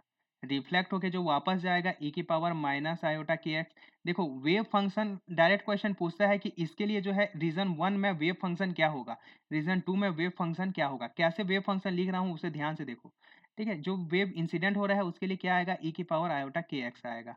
जो वेव रिफ्लेक्ट होके जा रहा है उसके लिए क्या आ जाएगा, यहाँ पे 1 लिख देता हूँ, पहले क्षेत्र के लिए जो है वो वेव वेक्टर माइनस आयोटा के 1 एक्स आ जाएगा, ठीक है। और जो वेव ट्रांसमिट होगा उसके लिए जो वेव होगा हम लोग का ई की पावर आयोटा, क्योंकि पॉजिटिव एक्स डायरेक्शन में जा रहा है तो पॉजिटिव एक्स डायरेक्शन में जाएगा, लेकिन वेव वेक्टर जो है वो सेकेंड रीजन के लिए k2 x आ जाएगा। यहाँ पे k2 का वैल्यू क्या है आगे देखेंगे, ठीक है। यहाँ पे जो है ये इसे हम लोग बोलेंगे ट्रांसमिटेड वेव बोलेंगे। क्लियर है ये? तो ये होगा रीजन 2 में और ये होगा रीजन 1 में वेव, ठीक है। इंसिडेंट वेव, ट्रांसमिटेड वेव और रिफ्लेक्टेड वेव। अब यहाँ पे दो चीजें हम लोग जैसे इलेक्ट्रोमैग्नेटिक थ्योरी में कैलकुलेट करते थे, ठीक है, परावर्तन गुणांक और पारगमन गुणांक। यहाँ पे भी जो है वो परावर्तन गुणांक और पारगमन गुणांक ज्ञात करेंगे, ठीक है। अब यहाँ पे इसके लिए जो है अलग अलग प्रॉपर्टी लिखते हैं। पहला प्रॉपर्टी तो ये हो गया, इसका अवस्था जो है वो कॉन्टिन्यूम स्टेट में होगा, ठीक है। ई जो है वो सतत होगा, नॉन डिजनरेट होगा। सेकेंड पॉइंट, इसके लिए विभव, ये तो इसका नाम हो गया, ठीक है, पोटेंशियल स्टेप हो गया, ये इसका डायग्राम हो गया। इसके लिए इक्वेशन क्या होगा, विभव, विभव का जो समीकरण है, ठीक है, विभव का समीकरण क्या होगा, v of x equal to 0 when x is less than 0 और infinite when x is greater than 0, sorry infinite नहीं,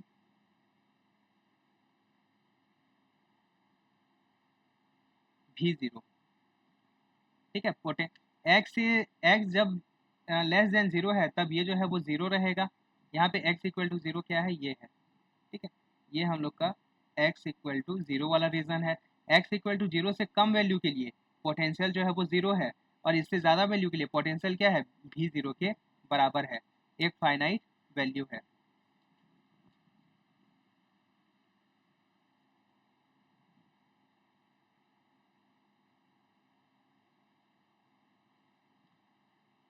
ये विभव का नाम पोटेंशियल स्टेप या विभव सोपान, विभव के लिए इक्वेशन ये और विभव का डायग्राम ये इस टाइप से, ठीक है, ये इस टाइप से रहेगा। तो इसे x इक्वल टू 0 पे इसे हम लोग बोलेंगे पोटेंशियल स्टेप बोलेंगे।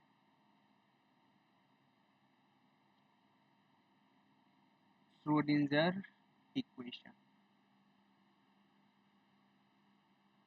यहाँ पे अलग दोनों क्षेत्र के लिए जो है वो तरंग फलन अलग अलग होगा। अलग अलग कैसे होगा देखो, सबसे पहले रीजन 1 के लिए, क्षेत्र 1 के लिए जो तरंग फलन है वो हम लोग का क्या आ जाएगा,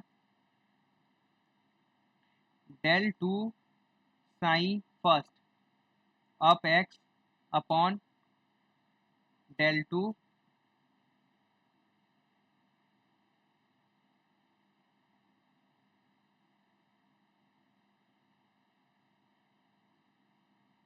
डेल एक्स का स्क्वायर प्लस 2m ई, क्योंकि यहाँ पे पोटेंशियल 0 है,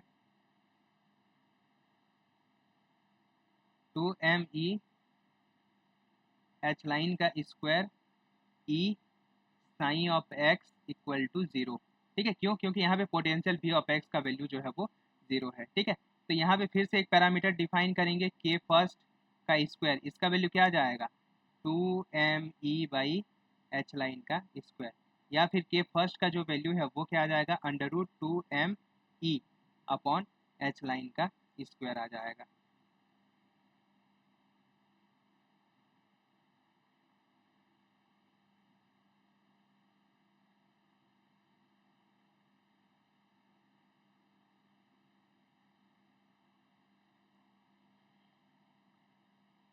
ठीक है, रीजन 2 के लिए, सेकेंड क्षेत्र के लिए, ठीक है, जो वेव फंक्शन है वो क्या आ जाएगा, इसके लिए जो वेव फंक्शन है वो आ जाएगा हम लोग का del 2 psi second of x upon del x का स्क्वायर प्लस 2m/h लाइन का स्क्वायर। अब यहाँ पे क्या आ जाएगा, e minus v of x का वैल्यू, और v ऑफ x का वैल्यू क्या है, v0 है। ठीक है, psi 2 of x equal to 0 आ जाएगा। ठीक है, अब यहाँ पे इसीलिए हम लोग का जो वेव वेक्टर है वो चेंज हो गया, और वेव वेक्टर का वैल्यू अब क्या आ जाएगा, के सेकेंड के स्क्वायर का जो वैल्यू है वो 2m/h line square e minus v0 आ जाएगा, या के सेकेंड का जो वैल्यू है वो क्या आ जाएगा, under root 2m e minus v0 upon h line का स्क्वायर। ये वैल्यू आप लोग याद रखेंगे, ये k2 का वैल्यू है। k2 का वैल्यू अब e माइनस v0 होने के कारण यहाँ पे जो है k का वेव वेक्टर का जो वैल्यू है वो क्या हो जाएगा, बदल जाएगा। ठीक है, ये होता है हम लोग का श्रोडिंजर समीकरण होगा। ठीक है, इसे हम लोग क्या बोलेंगे, श्रोडिंजर समीकरण बोलेंगे। अब देखो तरंग फलन।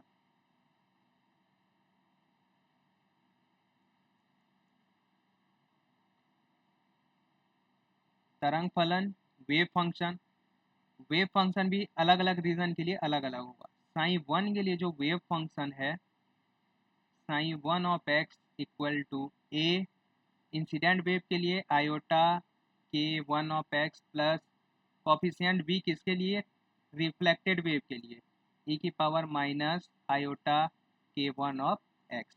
ठीक है, ये वेव फंक्शन लिखना, बस आपको ये देखना है कि वेव आ रहा है तो वेव फंक्शन प्लस आयोटा के एक्स होगा, रिफ्लेक्ट हो रहा है तो माइनस आयोटा के एक्स होगा। ठीक है, तो ये रीजन एक के लिए जो है हम लोग का वेव फंक्शन हो गया। अब रीजन दो के लिए जो वेव फंक्शन है वो कैसा होगा, देखो साइन 2 ऑफ एक्स, क्योंकि यहाँ पे जो है वेव सीधा वो प्लस इनफाइनाइट एक ही डायरेक्शन में जाएगा, वो कोई रिफ्लेक्ट होकर वापस आने का कोई चांस नहीं है।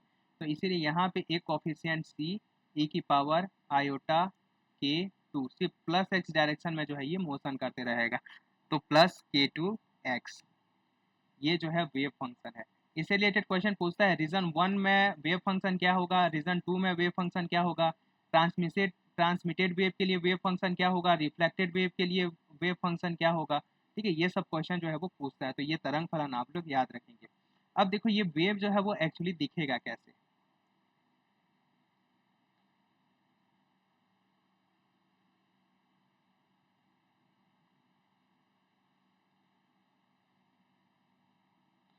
अच्छा, यहाँ पे एक चीज और नोट करना,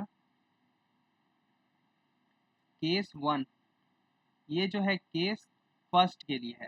केस फर्स्ट क्या है हम लोग का, केस फर्स्ट है जब ई जो है वो v0 से ज़्यादा हो, जब कण की जो ऊर्जा है कुल ऊर्जा ई v0 से अधिक है। ठीक है, तब जो है केस 1 के लिए ये लागू होगा। ठीक है, और psi double 2 of x equal to आ जाएगा सी ई की पावर के 2 ऑफ एक्स, यहाँ पे आयोटा नहीं आएगा, किसके लिए, केस, ये केस 1 के लिए, ये केस 2 के लिए। और केस 2 क्या है, अगर ई जो है वो ग्रेटर देन E0 है। ठीक है, तब यहाँ पे आयोटा नहीं आएगा जब कण की कुल ऊर्जा उसके पोटेंशियल V0 से कम है। ऐसा क्यों होता है, यहाँ पे देखो,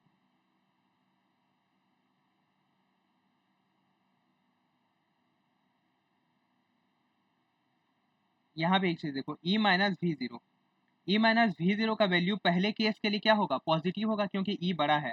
ठीक है, इसीलिए ये जो वैल्यू है वो आयोटा में आएगा। लेकिन दूसरे केस में ये जो वैल्यू है ये जो वैल्यू है वो नेगेटिव आ जाएगा, इसीलिए ये जो है क्या बोलना चाहिए, आयोटा के टर्म में नहीं आएगा। ठीक है, जब श्रोडिंगर समीकरण को हल करेंगे, ये यहाँ से नहीं आता, इसको जब समीकरण को हल करते हैं ना वहां से मिलता है। तो ये याद रखेंगे, ये जो है आयोटा के टर्म में आएगा, और अगर एनर्जी जो है वो पोटेंशियल से कम है तब ये जो है इस टाइम आएगा। ये आगे भी याद रखेंगे, ठीक है, इसका आगे भी यूज करेंगे।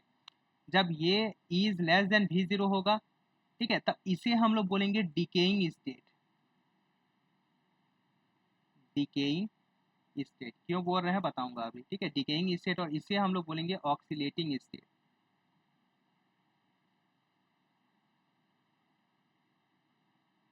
ये क्या बोलते हैं, ये आवर्ती अवस्था होगा। ठीक है, और ये जो है डिकेइंग अवमंदित अवस्था। अवमंदित अवस्था होगा। ऐसा क्यों बोल रहा हूँ, देखो जब ये एनर्जी मतलब एनर्जी जब है वो भी जीरो से ज़्यादा है, यानी कि एनर्जी ऊपर में है, तब क्या होगा, वेव जो है वो इंसिडेंट हो रहा है। ठीक है, वेव की इसकी ऊर्जा कितनी थी, ई थी। ठीक है, लेकिन जैसे ही यहाँ पे आएगा इसकी ऊर्जा क्या हो जाएगी, ई माइनस भी जीरो आ जाएगी। ठीक है, यानी कि ऊर्जा अगर कम हो गई तो इसकी आवृत्ति भी क्या हो जाएगी, कम हो जाएगी। ठीक है, इसका आवृत्ति कम हो जाएगा। अच्छा, यहाँ पे कुछ पैरामीटर देख लेते हैं।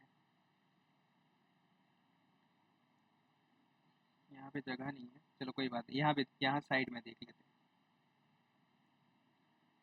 अब क्या होगा, जो ई सेकेंड रीजन में है वो कम हो जाएगा किससे, ई पहले वाले रीजन से। ठीक है, अगर ऊर्जा कम होगा तो इसका आवृत्ति e equal to h nu होता है। ठीक है, तो इसका आवृत्ति जो है वो न्यू क्या हो जाएगा, कम हो जाएगा न्यू वन से। लेकिन इसका वेवलेंथ क्या हो जाएगा, न्यू कम हो रहा है तो वेवलेंथ जो है वो बढ़ जाएगा। ठीक है, वेवलेंथ जो है वो बढ़ जाएगा। यहाँ पे देखो, पहले वेवलेंथ कितना था, पहले वेवलेंथ इतना था। ठीक है, अब जो है ये वेवलेंथ बढ़ गया है, अब वेवलेंथ इतना हो गया है, तो इसका जो वेवलेंथ है वो क्या हो जाएगा, बढ़ जाएगा। यहाँ पे ये टूटा फूटा वेव दिखा है, टूटा फूटा वेव नहीं होगा, ये भी कंप्लीट वेव होगा। ये जो है लैम्डा वन। ठीक है, ये पॉइंट जो है आप लोग याद रखेंगे केस वन में जब ये होगा तब। ठीक है, लेकिन यहाँ पे अभी भी इसे ऑक्सीलेटिंग स्टेट क्यों बोलते हैं, इसे ऑक्सीलेटिंग स्टेट क्यों बोलते हैं, क्योंकि ये अभी भी ऑक्सीलेट कर रहा है। ठीक है, ये अभी भी जो है वो प्लस माइनस हो रहा है, इसीलिए इसे हम लोग बोलते हैं ऑक्सीलेटिंग स्टेट। जबकि इस केस में देखो, एक तो यहाँ पे सबसे पहला क्या, आप लोग सोच के देखो, क्लासिकल केस अगर हम लोग सोचें, एक पार्टिकल जिसकी ऊर्जा जिस ये क्या केस है, एक पार्टिकल फेंक रहे हैं जो कि दीवार की ऊर्जा से ज्यादा ऊर्जा है, तो दीवार टूट के जो है, दीवार तोड़ के जो है वो पार्टिकल जो है वो चला जाएगा। ठीक है, जैसे एक बुलेट है और यहाँ पे एक दस्ता रखा हुआ है। ठीक है, और हम लोग अगर बुलेट फायर करते हैं तब बुलेट क्या करेगा, इस दीवार को पार करके जो है वो चला जाएगा। हाँ, उसकी ऊर्जा थोड़ी सी कम हो जाएगी, क्यों, क्योंकि दीवार को तोड़ने में जो है कुछ ऊर्जा खत्म हो जाएगी। ठीक है, लेकिन वो जो है पार चला जाएगा। लेकिन अगर यहाँ पे दीवार लोहे का है, ठीक है, बुलेट प्रूफ है, तब ये पार्टिकल यानी कि इसकी जो ऊर्जा है, जो दीवार की जो ऊर्जा है वो कण की ऊर्जा से ज्यादा है। ठीक है, ये जो पोटेंशियल है वो कण की ऊर्जा से ज्यादा है, तब ये पार्टिकल पार नहीं होना चाहिए। लेकिन क्लासिकल रीजन यही जो है क्वांटम मैकेनिक्स और क्लासिकल मैकेनिक्स में डिफरेंस होता है। क्लासिकल क्वांटम मैकेनिक्स ये बोलता है कि भले ही इसकी जो ऊर्जा है वो इसके पोटेंशियल से कम हो, लेकिन फिर भी कुछ ना कुछ चांस है कि ये जो है पार हो जाएगा। ठीक है, कुछ ना कुछ यहाँ पे प्रोबेबिलिटी रहेगी कि ये पार हो जाएगा।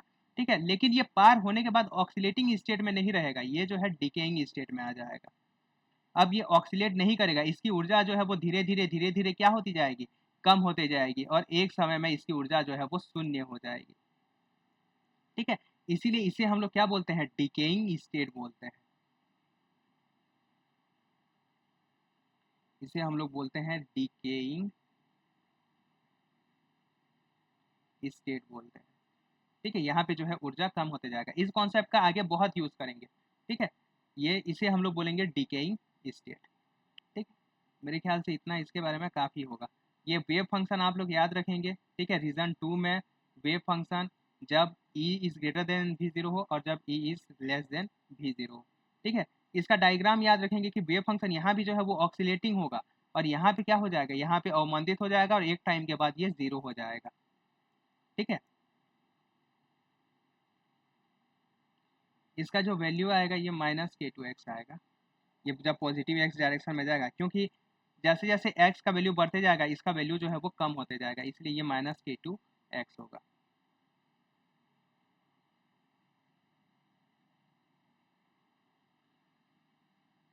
यहाँ पे दो चीजें हम लोग देखते हैं, एक परावर्तन गुणांक,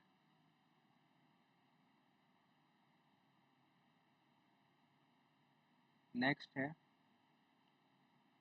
परावर्तन गुणांक एवं पारगमन गुणांक।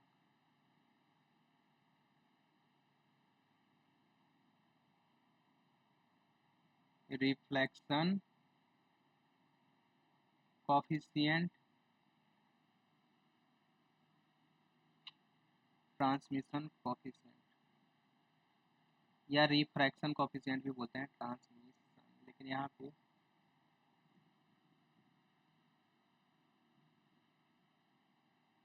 कोफिशिएंट, ठीक है, पारगमन गुणांक। इसे किससे रिप्रेजेंट करते हैं? टी से रिप्रेजेंट करते हैं। इसे किससे रिप्रेजेंट करते हैं? आर से रिप्रेजेंट करते हैं, ठीक है। इसका लंबा चौड़ा डेरिवेशन होता है। इसका डेफिनेशन आप लोग याद रखना बस। इसका जो डेफिनेशन, जो रिफ्लेक्शन गुणांक होता है, ठीक है, ये परावर्तित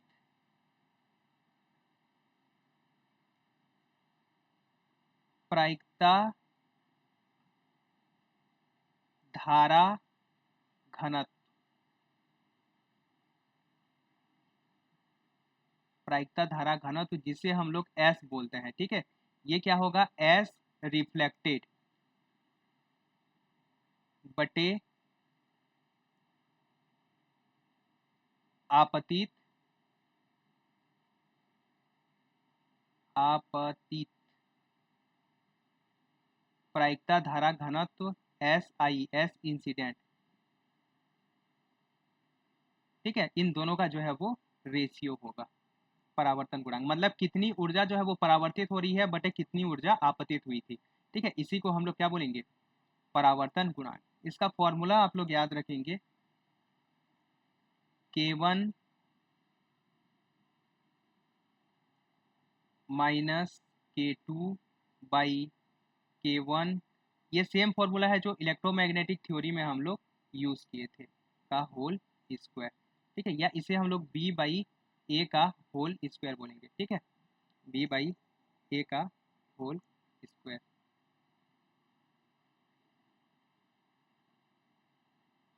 ये K2 है,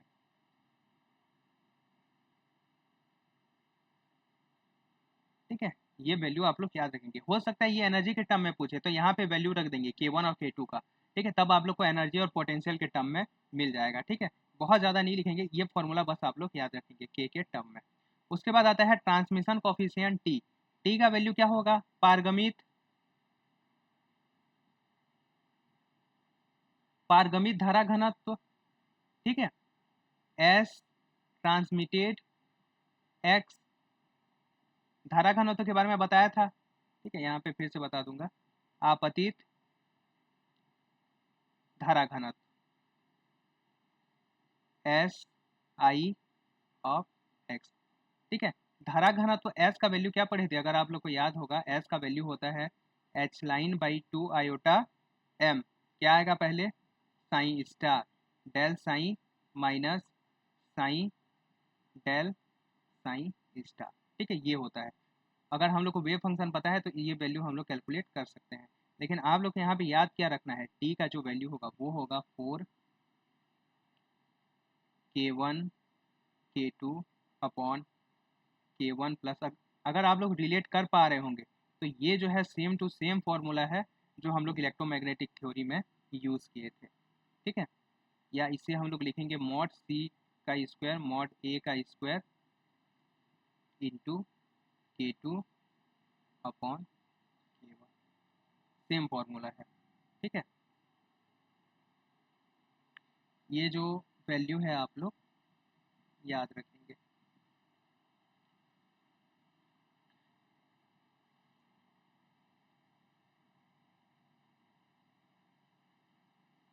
अच्छा, यहाँ पे ना मैं एक चीज़ और आपको बता दे रहा हूँ।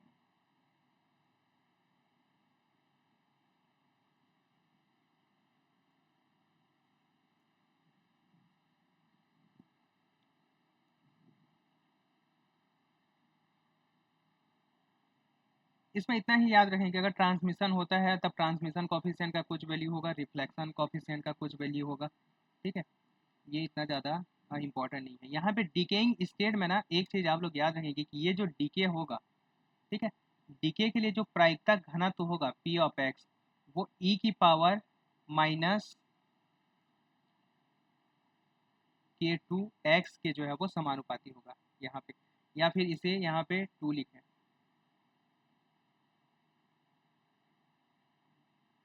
-2 K2 x के समानुपाती होगा। अब इसका स्क्वायर कर देंगे, ठीक है, तो ये जो है -2 K2 x के समानुपाती होगा।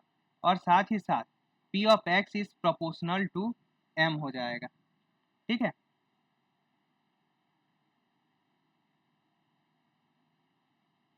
प्रोपोर्शनल टू m हो जाएगा, यानी कि ये क्या हो जाएगा,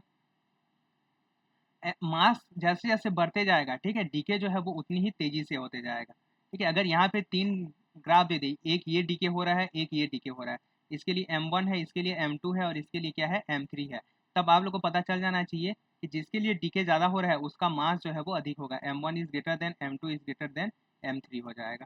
ठीक है, बस ये इतना ही याद रखेंगे, इतना ही इंपॉर्टेंट है इसमें। इसके बाद नेक्स्ट आता है हम लोग का पोटेंशियल बेरियर।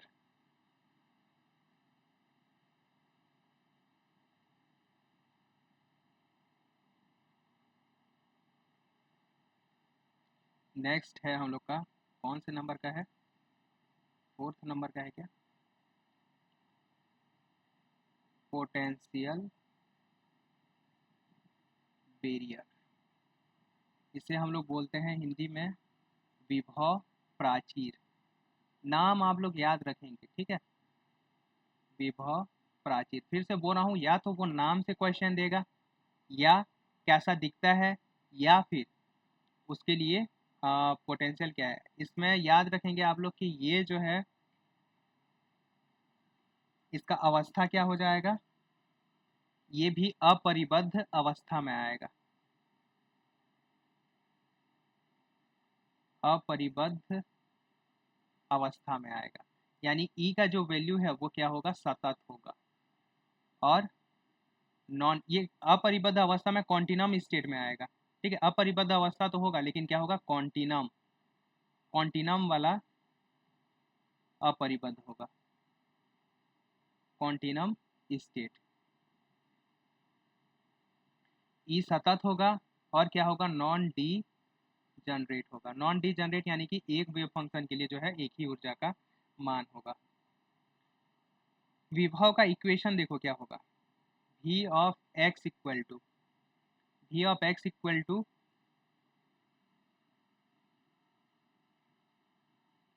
इसे हम लोग लिखेंगे 0 जब x इज लेस देन 0, भी 0 होगा जब 0 is less then x is less then a, और उसके बाद फिर से 0 हो जाएगा, ठीक है, जब x is greater than a। देखो इसका डायग्राम कैसे दिखेगा, यहाँ पे ये जो है सम्मित, दोनों तरह का हो सकता है। ठीक है, यहाँ पे ये जो विभव दिया गया है ये किसके लिए दिया गया है, x इक्वल टू -a/2 से x इक्वल टू +a/2, उसे हम लोग सम्मित विभव बोलते हैं। ठीक है, लेकिन यहाँ पे जो हम लोग स्टडी करेंगे वो असम्मित विभव के बारे में करेंगे। यहाँ पे आप लोग ये मानेंगे कि ये x इक्वल टू 0 है और ये क्या है, x इक्वल टू a है। ठीक है, असम्मित विभव। इस केस में क्या होगा, दोनों केस में सेम टू सेम है। ठीक है, चेंज बस क्या होता है, वेव फंक्शन का पैरिटी चेंज होता है। ठीक है, उसमें हम लोग डिटेल में नहीं जाएंगे। यहाँ पे देखो, एक क्या है, हम लोग का जो वेव है वो इंसिडेंट होगा। अच्छा, इसका शेप, ये जो रेड कलर में दिख रहा है ना, ये इसका शेप बता रहा है। ठीक है, रेड कलर में जो दिख रहा है ये हम लोग का क्या बोलना चाहिए, इसका शेप बता रहा है। ये जो वेव फंक्शन है यहाँ, ये यहाँ पे 0 है, x इक्वल टू 0 तक। ठीक है, और उसके बाद ये क्या है, v0। ठीक है, और उसके बाद फिर से 0। ये होता है विभव का शेप। ठीक है, अब यहाँ पे वेव जो है वो आपतित होगा, तो कुछ वेव जो है वो रिफ्लेक्ट हो जाएगा और कुछ वेव जो है वो ट्रांसमिट हो जाएगा। ठीक है, और ट्रांसमिट होके यहाँ तक आ जाएगा। ठीक है, तो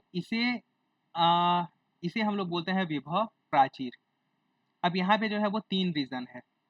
यहाँ पे अब कौन कौन सा रीजन आ गया, देखो ये आ गया रीजन फर्स्ट,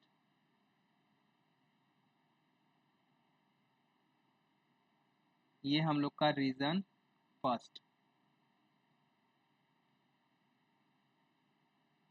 ये यहाँ यहाँ से आ जाएगा, ये है हम लोग का रीजन सेकेंड यहाँ तक। ठीक है, जहाँ तक पोटेंशियल है, और ये आ जाएगा हम लोग का रीजन थर्ड। ठीक है, अब यहाँ पे 3 रीजन के लिए हम लोग को वेव इक्वेशन लिखना पड़ेगा। अब देखो तरंग समीकरण, श्रोडिंगर इक्वेशन, यहाँ तक आप लोग को पता चल जाना चाहिए कि श्रोडिंगर इक्वेशन जो है हम लोग कैसे लिखेंगे। ठीक है, v ऑफ x का x इक्वल टू रीजन, पहले जो है वो फर्स्ट रीजन के लिए क्या आ जाएगा, del two x by del x का स्क्वायर। ये तो आप लोग को अब तक ना पूरा क्लियर हो जाना चाहिए। Del two M e minus v equal to zero है, तो सिर्फ क्या आ जाएगा, m two M e h line square psi of x equal to zero. और यहाँ पे k का वैल्यू क्या आ जाएगा, k का जो स्क्वायर है वो क्या आ जाएगा, two M E by H line का स्क्वायर। ठीक है, या फिर इसे हम लोग क्या बोले, k1 बोले। यहाँ पे ये जो वेव फंक्शन है वो भी फर्स्ट रीजन के लिए है, तो ये साइन फर्स्ट बोल देते हैं इसको। ठीक है, इसके बाद देखो सेकेंड रीजन के लिए।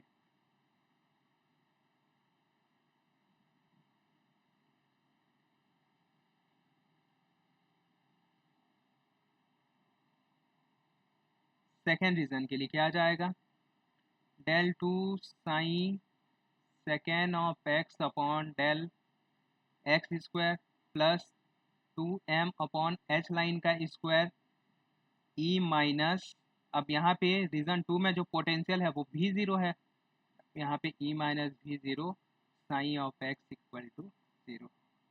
ठीक है, ये सेकेंड, यहाँ पे ये भी सेकेंड। अब यहाँ पे ये बता दीजिए K2 का वैल्यू क्या आ जाएगा,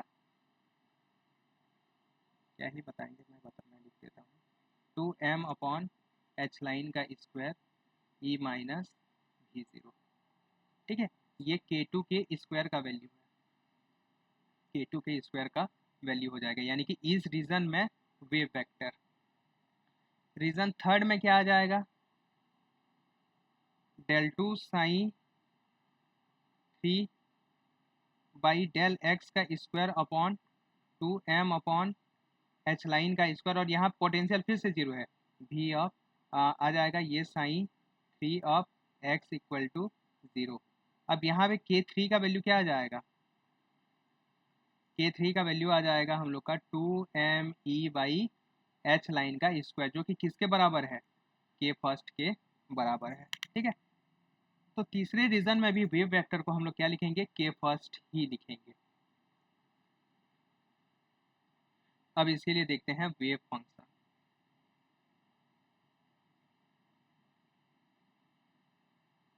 वेव फंक्शन यहाँ पे देखिए, अब यहाँ पे जो वेव इंसिडेंट होगा ए, उसके लिए कॉफिशिएंट ए लिखते हैं। ठीक है, अब ये आपतित होगा, कुछ भाग जो है वो परावर्तित हो जाएगा, कुछ भाग जो है वो ट्रांसमिट पार हो जाएगा। अब यहाँ पे भी जो पार होगा, यहाँ पे इस दीवार से टकरा के कुछ जो है वो वापस आ जाएगा और कुछ जो है वो पार हो जाएगा। अगर ये चीज आप बना लिए तो वेव जो है वो आसानी से लिख सकते हैं। अब वेव कैसे लिखेंगे, ई की पावर आयोटा के एक्स, ई की पावर माइनस आयोटा के एक्स, K1 के लिए। ठीक है, ये फर्स्ट रीजन के लिए। यहाँ पे क्या आ जाएगा, ये जो वेव है वो e की पावर आयोटा K2x, ये वापस जाने वाला वेव क्या आ जाएगा, e की पावर माइनस आयोटा K2x, और यहाँ पे ये जो है K3 होना चाहिए, लेकिन K3 जो है हम लोग का K1 के बराबर है, तो e की पावर आयोटा K1x। ठीक है, K1 किससे संबंधित है, तरंग दैर्ध्य से संबंधित है, तब यहाँ पे जो तरंग दैर्ध्य है, यहाँ पे तरंग दैर्ध्य जो है वो सेम रहेगा। अब देखो ये वेव एक्चुअली कैसे दिखेगा, यहाँ पे जो वेव आपतित होगा ये इस टाइप से है, मान लेते हैं। ठीक ठीक है, ये इसका आयाम है, इसका आयाम क्या रिप्रेजेंट कर रहा है, इसका आयाम जो है वो a है। ठीक है, अब यहाँ पे आया, अब यहाँ पे जो है इसका आयाम चेंज हो जाएगा, इसका आयाम क्या हो जाएगा, इसका आयाम जो है वो f हो जाएगा अब। ठीक है, मैक्सिमम डिस्प्लेसमेंट आयाम जो है वो चेंज हो जाएगा। बाकी इसमें ये K2 है, K1 है, ये K1 है, इसका जो लैम्डा है वो चेंज नहीं होगा। ठीक है, इसके लिए जो लैम्डा का वैल्यू है, एनर्जी का वैल्यू है, ये जो है चेंज नहीं होगा। क्लियर है, तो ये होता है हम लोग का, अब वेव जो है इस टाइप से बिहेव करेगा। यहाँ पे रीजन वन के लिए जो है वो वेव लिख देते हैं, वेव फंक्शन लिख देते हैं। Psi first of x equal to क्या आ जाएगा, ए ई की पावर आयोटा के फर्स्ट एक्स, ये तो आप लोग को अब लिखते बन ही जाना चाहिए। ठीक है, माइनस आयोटा के first x. Psi two region में क्या हो जाएगा, एक वेव जो ट्रांसमिट हो जाएगा, उसके लिए कॉफिशिएंट सी ई की पावर आयोटा के second of x plus d e की पावर माइनस आयोटा के सेकेंड ऑफ एक्स। ठीक है, और psi v of x equal to क्या आ जाएगा, f e की पावर प्लस आयोटा के फर्स्ट ऑफ x। ये जो है वेव फंक्शन है किसके लिए, विभव प्राचीर के लिए, ठीक है, पोटेंशियल बैरियर के लिए, विभव प्राचीर के लिए जो वेव फंक्शन है। क्लियर है। यहाँ पे देखो एनर्जी का जो वैल्यू है ना वो यहीं से हम लोग निकाल लेंगे, इसके लिए मैं अलग से एनर्जी का वैल्यू नहीं लिख रहा हूँ, इसके लिए जो एनर्जी होगा आप यहीं से निकाल लेंगे। ये जो k का वैल्यू दिया हुआ है वहीं से जो है इसका एनर्जी का वैल्यू हमें मिल जाएगा, ठीक है। इसके लिए जो इम्पोर्टेंट होता है हम लोग का ट्रांसमिशन गुणांक। अब यहाँ पे भी देखो दो क्या बोलते हैं, दो केस आएंगे।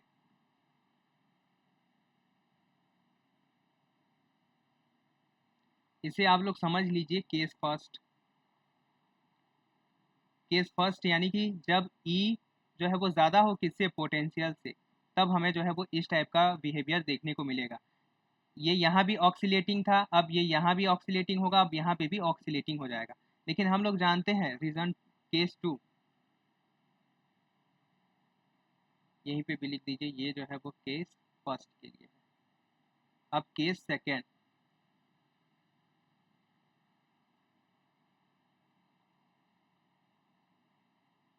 केस सेकेंड क्या होगा, जब एनर्जी जो है वो कम हो किससे, V0 से, पोटेंशियल से एनर्जी कम हो, तब इसे हम लोग क्या बोलते हैं, डिकेइंग स्टेट बोलेंगे, ठीक है, डिकेइंग स्टेट। इस केस में क्या होगा, जो रीजन वन है उसके लिए वेव फंक्शन सेम रहेगा, ठीक है। रीजन थर्ड के लिए जो वेव फंक्शन है वो सेम रहेगा, रीजन सेकेंड में जो है वो वेव फंक्शन रीजन सेकेंड में जो है वो वेव फंक्शन चेंज हो जाएगा, ठीक है। यहाँ वेव फंक्शन क्या हो जाएगा, psi of x equal to e की पावर, अब आयोटा में नहीं आएगा, ठीक है, ई की पावर सी ई की पावर माइनस के एक्स प्लस डी ई की पावर प्लस के एक्स। यहाँ पे ये माइनस में रहेगा और ये प्लस में रहेगा, ठीक है। ये आने वाली किरण के लिए है और ये जाने वाली किरण के लिए है, ठीक है। तो ये जो है वेव फंक्शन हम लोग का इस टाइप से हमें मिल जाएगा, किसके लिए, रीजन टू के लिए, ठीक है। बाकी जो है वो सेम रहेगा। अब क्या है, ये जो है डीकेइंग स्टेट है, ठीक है। अब यहाँ पे ये क्या होगा, डीके होगा, ठीक है। ये इस टाइप से जो है वो डीके होगा, और डीके होने के बाद अगर ये, या देखो ये क्या हो सकता है, या तो ये इसके मास पे डिपेंड करेगा कि ये यहाँ पे जीरो हो जाए, ठीक है, तब ये यहाँ पे नहीं जाएगा। अगर ये ऐसा होता है कि ये यहाँ पे डीके होता है, ठीक है, अब तब ये यहाँ पे जो है ये इस टाइप से हमें फिर से ये वेव के फॉर्म में मिलेगा, ठीक है। ये जैसे यहाँ पे डीके होता है, ठीक है, तब यहाँ से ये फिर से हमें इस टाइप से वेव के फॉर्म में जो है ये यहाँ यहाँ से ये इस टाइप से ये वेव के फॉर्म में हमें फिर से मिलेगा, ठीक है। तो इस इफेक्ट को हम लोग बोलते हैं टनलिंग इफेक्ट। आप लोग क्वांटम मैकेनिक्स में इसका नाम बहुत सुने होंगे, ठीक है, टनलिंग इफेक्ट। इसी को कहा जाता है टनलिंग इफेक्ट या सुरंगन प्रभाव, ठीक है, सुरंगन प्रभाव, सुरंगन प्रभाव, ठीक है, टनलिंग इफेक्ट। ये क्या होता है, अब ये जो है पोटेंशियल बैरियर को पार करके दूसरे अगले रीजन में चला जाता है, ठीक है, तब इसे हम लोग बोलते हैं सुरंगन प्रभाव या टनलिंग इफेक्ट, ठीक है। और इसी से हम लोग बहुत सारी चीज़ों को जो है वो, ये क्वांटम मैकेनिक्स का एक बहुत ही इंपॉर्टेंट फिनोमिना है। देखो पार्टिकल को एक तो क्रॉस नहीं करना चाहिए, अगर इसकी एनर्जी जो है वो पोटेंशियल से कम है, दीवार की ऊर्जा से अगर कम है, तो गेंद को जो है उसके पार जाना ही नहीं चाहिए। लेकिन क्वांटम केस में क्या होता है, क्योंकि पार्टिकल बहुत ही छोटा होता है, तब ये जो है टनलिंग इफेक्ट दिखाता है, ठीक है। ये जो है इसे पार कर जाता है, ठीक है, इस पोटेंशियल को जो है ये पार कर जाता है, इसी को हम लोग क्या बोलते हैं, टनलिंग इफेक्ट या सुरंगन प्रभाव बोलते हैं, ठीक है। और यहाँ पे फिर से ये जो है वो वेव नेचर शो करने लगता है, यहाँ पे ये डीके होगा लेकिन यहाँ पे फिर से जो है ये अपना वेव नेचर दिखाने लगता है, ठीक है। तो इसे हम लोग क्या बोलेंगे, सुरंगन प्रभाव बोलेंगे या टनलिंग इफेक्ट बोलेंगे, टनल प्रभाव। और ये किस केस में दिखाई देगा, जब ई जो है वो कम हो V0। उससे पहले के केस में जो है हम लोग को सिर्फ और सिर्फ इसके अलग अलग स्टेट जो है वो देखने को मिलेंगे।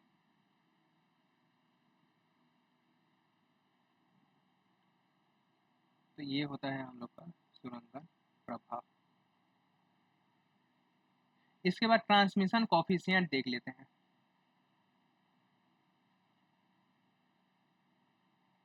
Transmission coefficient and reflection coefficient, t और आर का वैल्यू, टी एंड आर।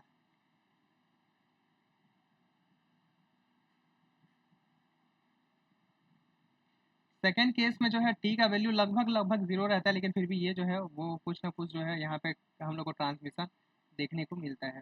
ठीक है, इसमें हम लोग बहुत ज़्यादा डिटेल में नहीं जाएंगे, ये बस आप लोग इसका जो फॉर्मूला है वो तो आप लोग को पता ही है। ठीक है, जो पहले पढ़े थे वही जो है इसका फॉर्मूला होगा।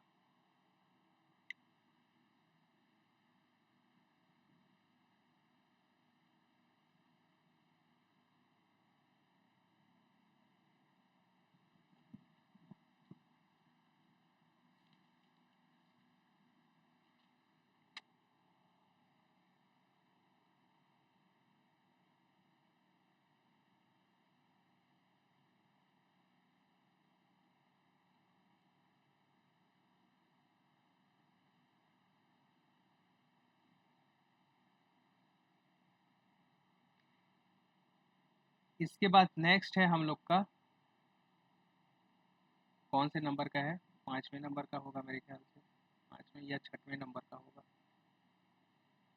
ठीक है, पोटेंशियल वेल, इसे हम लोग बोलेंगे विभव कूप। ठीक है, ये भी क्या है, परिबद्ध अवस्था या कॉन्टिनम स्टेट है।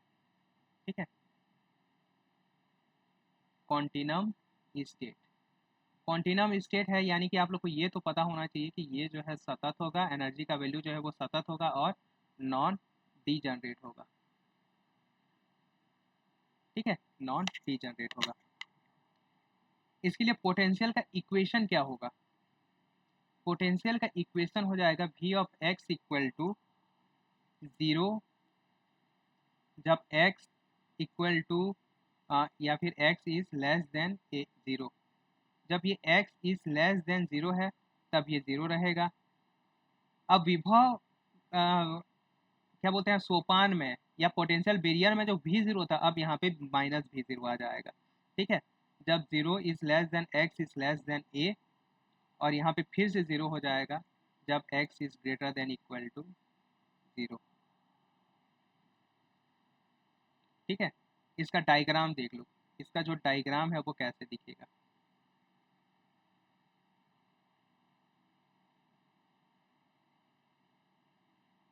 ये अगर हम लोग का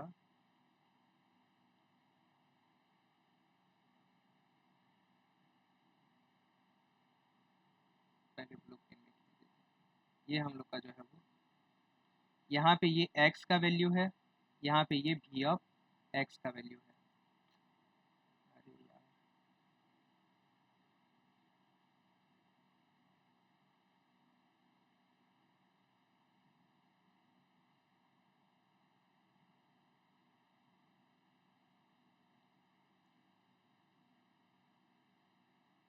ये x का वैल्यू है, ये v ऑफ x का वैल्यू है। ठीक है, तब हमारा जो पोटेंशियल है, पोटेंशियल कैसा दिखेगा, ये यहाँ पे 0 होगा। ठीक है, और यहाँ पे जो है ये नेगेटिव हो जाएगा, और यहाँ फिर से ये जो है 0 हो जाएगा। ठीक है, ये इस टाइप से दिखेगा। ये क्या है हम लोग का, x इक्वल टू 0 से पहले क्या था, 0 था, और x इक्वल टू a के बाद क्या है, ये 0 है। ठीक है, लेकिन यहाँ पे ये वैल्यू क्या हो जाएगा, माइनस v0, इसे हम लोग बोलेंगे विभव कूप। इसका नाम है विभव कूप, पोटेंशियल वेल। इसके लिए इक्वेशन ये है और इसके लिए जो डायग्राम है ये है, आप लोग याद रखेंगे। यहाँ पे क्या है, माइनस v0 है। श्रोडिंगर इक्वेशन जो है वो कैसा होगा,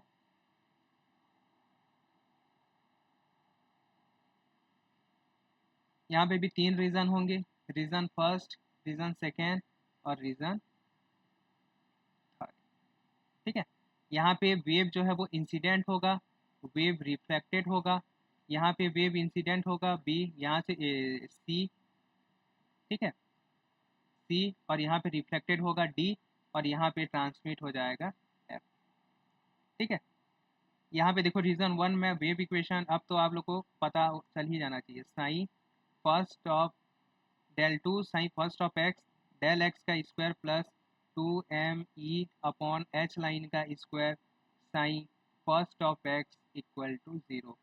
के फर्स्ट का वैल्यू क्या आ जाएगा, के फर्स्ट स्क्वायर का value 2m upon h line का स्क्वायर।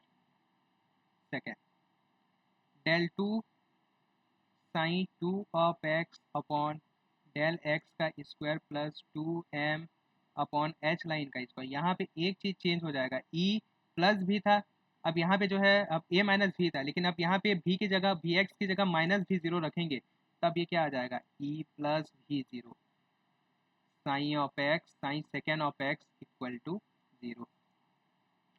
थर्ड क्या आ जाएगा,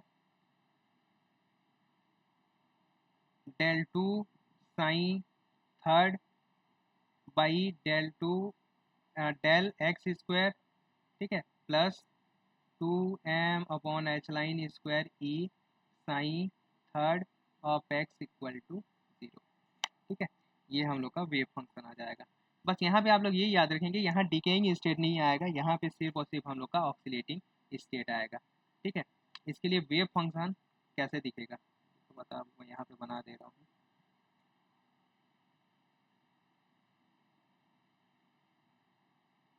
इसके लिए देखो वेव फंक्शन कैसे दिखेगा, ये हम लोग का क्या है, पोटेंशियल बॉक्स है। ठीक है, यहाँ पे ये जो वेव है वो आएगा, ठीक है, यहाँ पे जो है इसकी फ्रीक्वेंसी बढ़ जाएगी।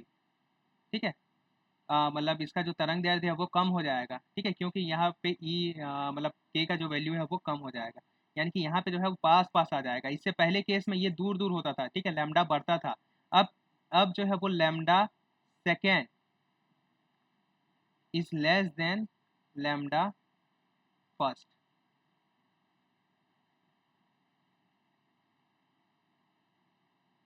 अब जो है तरंग दैर्ध्य क्या हो जाएगा, कम हो जाएगा, ई सेकेंड जो है वो बढ़ जाएगा। ठीक है, अभी तक कम होता था ऊर्जा, लेकिन यहाँ पे ये पोटेंशियल नेगेटिव पोटेंशियल में जैसे ही आएगा इसका ऊर्जा जो है वो बढ़ जाएगा, यानी कि आवृत्ति new second is greater then new first. ठीक है, तो ये आप लोग को यहाँ से वेव फंक्शन का जो है साइन ऑफ एक्स का जो है वो क्या बोलना चाहिए, किस टाइप से बिहेव करेगा ये पूछ सकता है। तो यहाँ पे जो है ये पास पास आ जाएगा, यहाँ पे मैं आप लोग को और अच्छे से बना दे रहा हूँ, यहाँ पे ये आएगा और उसके बाद ये पास पास आ जाएगा। ठीक है, और यहाँ पे फिर से ये दूर दूर मतलब जैसे पहले था वैसे ही आ जाएगा। ठीक है, तो ये होता है हम लोग का वेव फंक्शन, बाकी इसकी जो चीज़ें हैं वो सेम ही रहेंगी। ठीक है, और मेरे ख्याल से आप लोग वेव फंक्शन लिख ही लेंगे, ये आप लोग के लिए असाइनमेंट रहेगा। ठीक है, आप लोग इसके लिए जो है वो ये रीज़न 1 और रीज़न 2 और रीज़न 3 में जो है वो वेव फंक्शन लिख के देखना आप लोग।